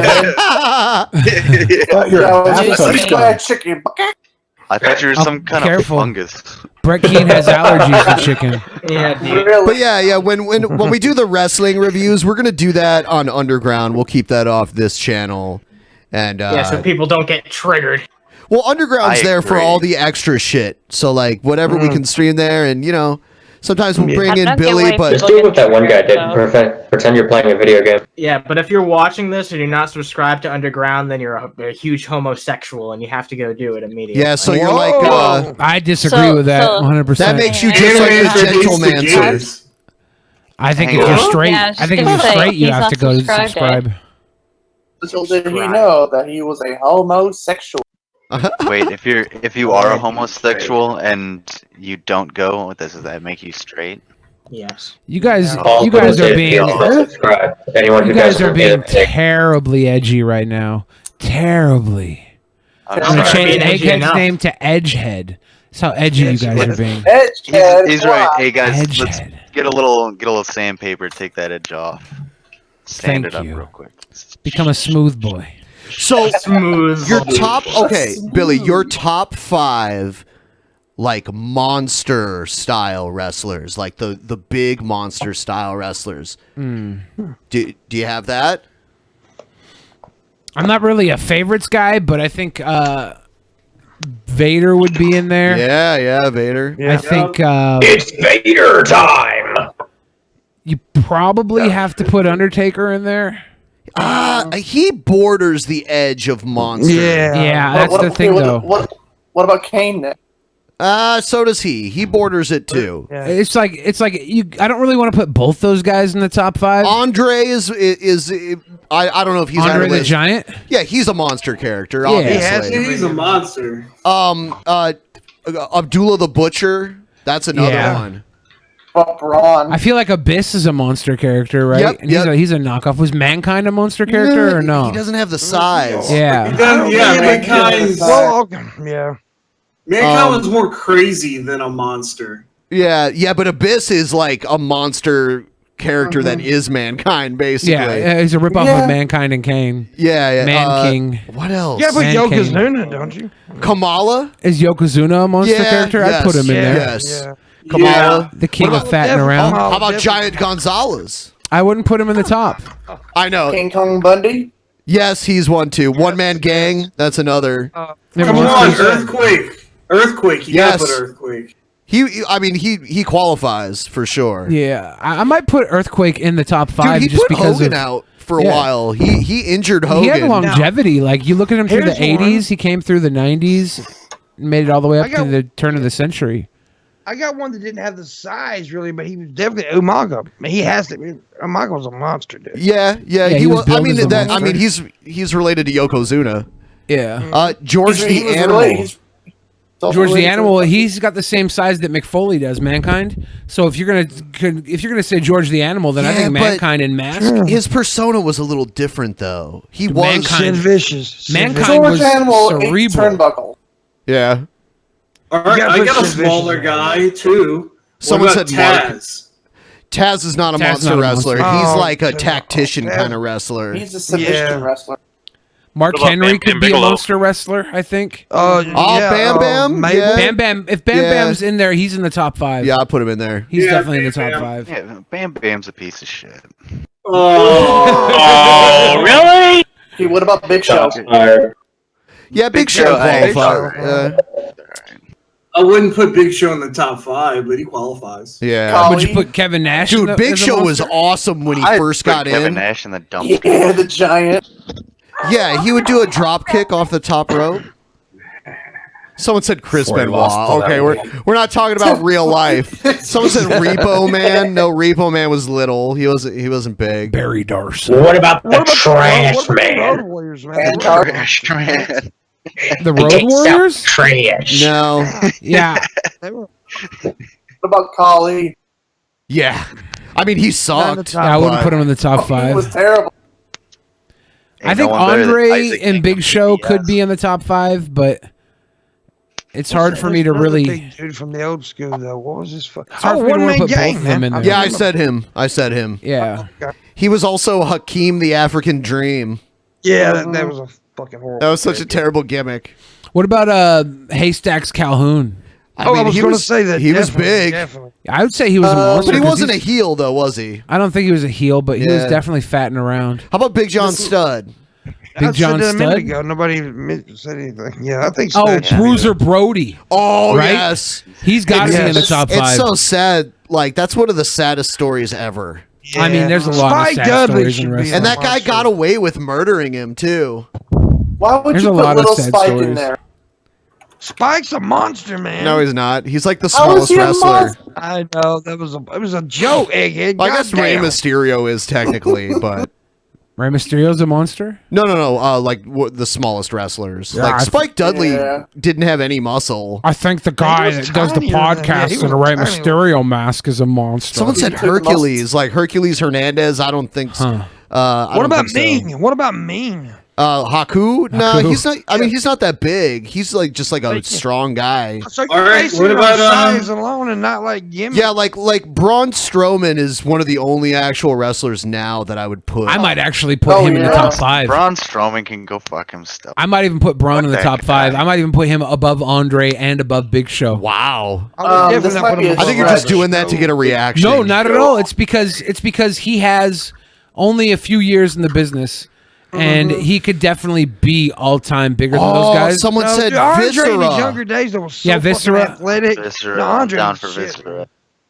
Viscera's about, definitely somebody that I said Mabel. Which Yeah. is Yeah, same guy. This might be a stretch, but what about Bray Wyatt? No. Yeah, I think he would go along the lines of Mankind. Monster gimmick. See, that's what I'm saying. Are you basing it on size alone? Because Not I agree alone. with Billy. Mankind's a fucking monster. you know? Yeah. No, it's If you- size if you're just- plus strategy. I think they're doing. Because like George Animal Steel, Mankind, not Viscera. George Animal Steel, Mankind, and Bray Wyatt are kind of all in the same category for me when you're talking about wrestlers that might be monsters but don't have that extra. Would you put inch factor. Sid in your top 5? Psycho Sid? Yeah, Sid. He's up. I feel like he should be a monster category. You know, definitely. You ever hear about when Arn Anderson like stabbed him a bunch of times? Yeah, he stabbed with Arn a pair of scissors. They stabbed each other. Yeah, with a pair of scissors in a Arn hotel Anderson lobby in fucked up Europe. Sid Vicious way more. Yeah. And I, from what I understand, Arn was so drunk he doesn't even remember it. He's like, I don't know, man. So I just had to gut the shit out of that fucking guy. Yeah. Yeah. Yo, someone said Giant Baba. What about Brock? Giant Baba? Yeah, dude, Giant Baba's a big boy. Yeah, is Brock a monster? Brock, If yeah, Brock's I'd say that's a he's monster, number one. yeah. He's on the brink of it. He's- Like he doesn't have the height, but he has like the fit, like He's the muscle. 6'3", but everything else about him is the peak of monster condition. Like, he's a monster. I would Would put you- him. Yeah. If he's in, he's number one monster. Wow. Kevin I Nash? don't know. I don't think Kevin Nash is No. in.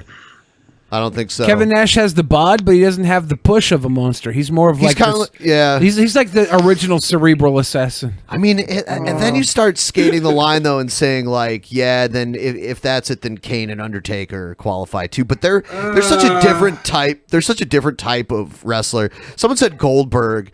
Yeah, I mean, he kind of had the Brock thing going on, even though he wasn't that big. I wouldn't put him in top 5. If Goldberg had the best streak. I liked Goldberg's streak better than Undertaker's because it was like a real undefeated streak that lasted a couple years. Yeah, but it was what about Mike Awesome? The streak was inflated. It was so unimportant. I wouldn't put Mike Awesome as. I'm so cheesecake. No cheese. No. I'd eat her out. So what about so mac and cheese? Typhoon, aka Tugboat?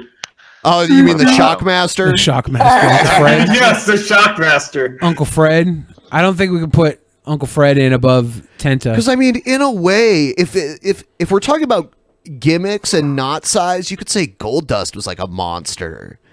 You know, because Goldust. I put him in the same thing as Mankind. He was just kind of crazy, just in a gay way.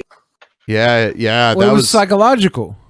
Yeah. It was psychological Down that tactics. road, I think Mankind probably like close to number 1.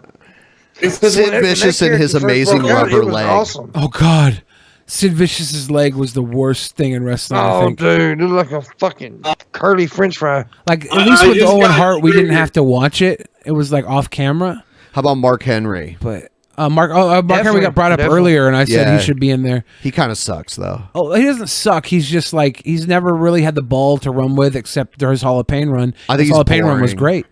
Nah, dude. When they made him call himself a silverback, I was like, "This is fucked, dude."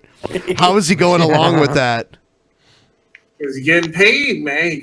Because he's Uh, getting paid. There are still promos of him calling himself a silverback on YouTube. I'm like, oh my god! But he did say later on that he like wasn't actually cool with it. So what are we going on? Size plus gimmick, or just size, or just gimmick? Well, I think it's like It's hard. It's yeah, subjective. I think what Ben's saying is where the person comes out and they are like strike fear into the opponent, and the announcers just they have a maniacal sense to them, but it also has like a superhuman advantage, whether it's obesity or like crazy height or muscle. It's when you say monster, like Brock Lesnar doesn't have the height or the weight, but everything else about him is freak of nature monster. Yeah. So it's like freak of nature. That's a good way to put it. If we're gonna go with like somewhat of what we're going with, what about the Demon King Finn Balor?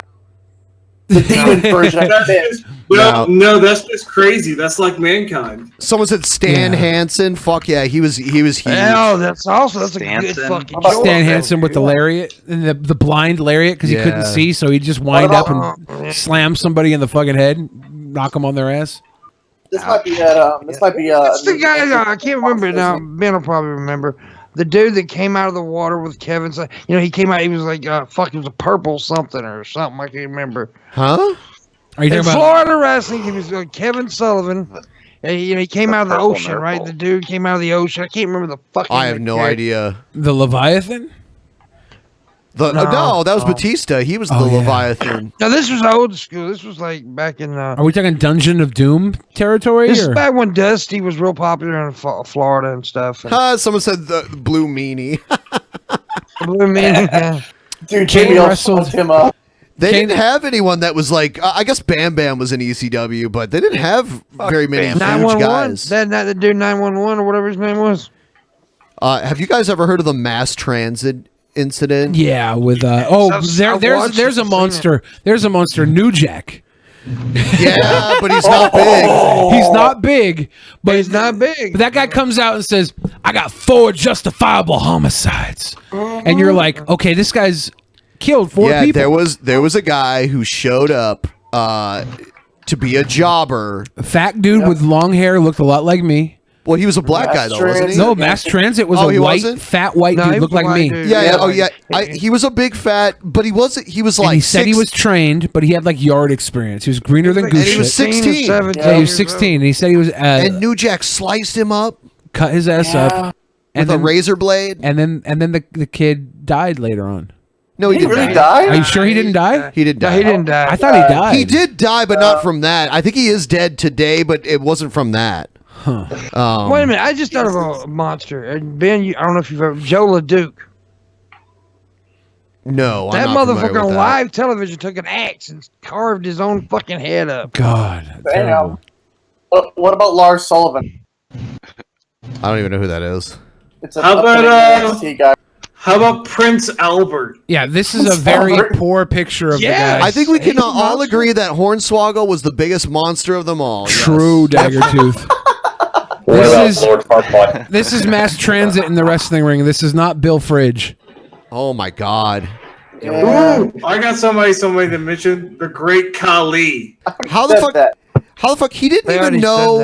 He didn't. I mean, he was a wrestling fan, right? So he had to have known who they were putting him in the ring with, right? Well, he didn't care. It was a big opportunity. Oh my God, dude, he fucked. It's the entire match. The entire match is out there, so you can find it. Yeah, it is, dude. He is a bloody fucking cut up, fucked up. God. Well, see, back then you didn't do the shit he did. He started telling New Jack, "Well, I'm going to do this and you do that," and it pissed New Jack He was off. making calls and he was fucking everything up in the ring, and New Jack just started sticking him. Here's like a picture of it. Oh, it's kind of low resolution though. Oh, dude, he cut that fucking boy up. Yep. I mean, he fucked that boy's head up. Oh my God, it's terrible. Oh. Yeah, I would say watch the video. He does some crazy shit. Still isn't as bad as Egghead's bathtub. Oh my God. Yeah, I guess the Mass Transit guy didn't die. Not from the incident, he but he died is dead. from complications of gastric bypass surgery. Yeah. Yeah, and Egghead's bathtub. You know what? Someone in the chat said Sabu. I disagree. Sabu's more of a high flyer, but Sabu's uncle, the Sheik, was kind of a monster character. The original Sheik, yeah. And he would light people on fire. He'd breathe a fireball at them. No one else did that shit. And for the ones who don't know who Joe LaDuke is, look that shit up. You'll like him. He's fucking awesome. What about Iron Sheik? No. No. But the original Sheik was a fucking monster. And he wasn't a big guy, though. If we're going to do Brock Lesnar, we got to do Jinder Mahal. Golly. You mean, yeah, you mean 3MB? Of course. Would you consider Drew McIntyre a monster now? I mean, he's a steroid monster, but he's a monster. I mean, that's his gimmick, man. Billy, I love you, Billy. Everybody loves Billy. You're not special. You know, guys, I'm really sorry. I'm really sorry. I just had to talk about something happy, like something I enjoy after having to watch Brett Keane for 20 minutes. Oh yeah, fuck happy. Nothing wrong with that, man. It's all good, dude. No joke. Oh, you only watched it for 10 minutes. You doubled the speed, remember?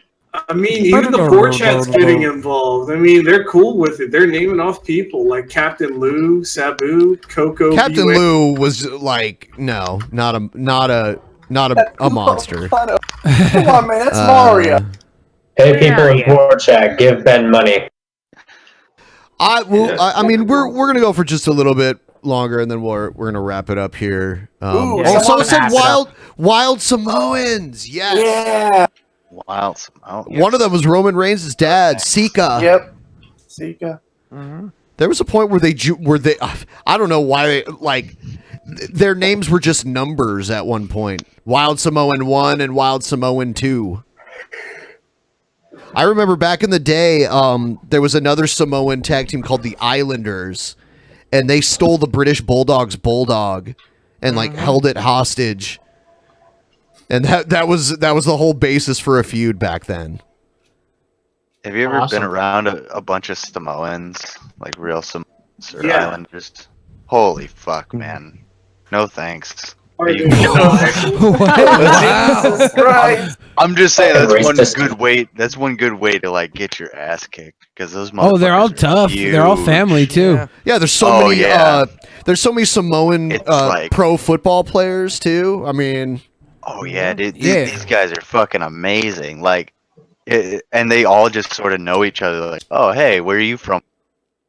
I'm from fucking blah blah blah, whatever. And then instantly friends, and they're both 600 fucking pounds of muscle. Shit. Yeah. I mean, there's American Samoa, but I think there's also parts of Samoa that are not U.S. territories. I could be wrong. Most of my experience is there's independence. Most of my experience is through the military. Still, I see these guys and they just fuck, dude. What about Terry Funk?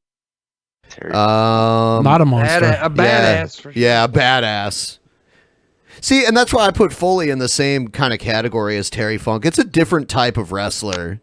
But it's weird because Terry Funk would work a match with Ric Flair and it'd be totally different than his shit against Mick Foley. I saw this one thing where Mick Foley and Terry Funk were wrestling in a gymnasium in Japan. And there was a bunch of metal folding chairs everywhere. And their match just went into the fucking crowd and they were throwing these metal folding chairs at each other as hard as they could. And the crowd was just kind of getting up and running around to avoid getting hit by the chairs. That sounds like a good time. That's wild. I've seen them in the barbed wire exploding ring death matches too. Where if you hit the barbed wire, a little bomb goes off, and then there's a timer there's this timer that counts down, and then when it runs out, the whole ring just blows up. Oh my god! Fucking Necro Butcher, man, that's a badass. Sounds like one of my wet dreams. Well, Ben, are we about done? Yeah, I think we're gonna wrap it up. Thanks for watching, guys, and we'll see you again on Thursday. Thanks for having me, man. Sexy boy. Night, man. See everybody later. Sweet boys and girls.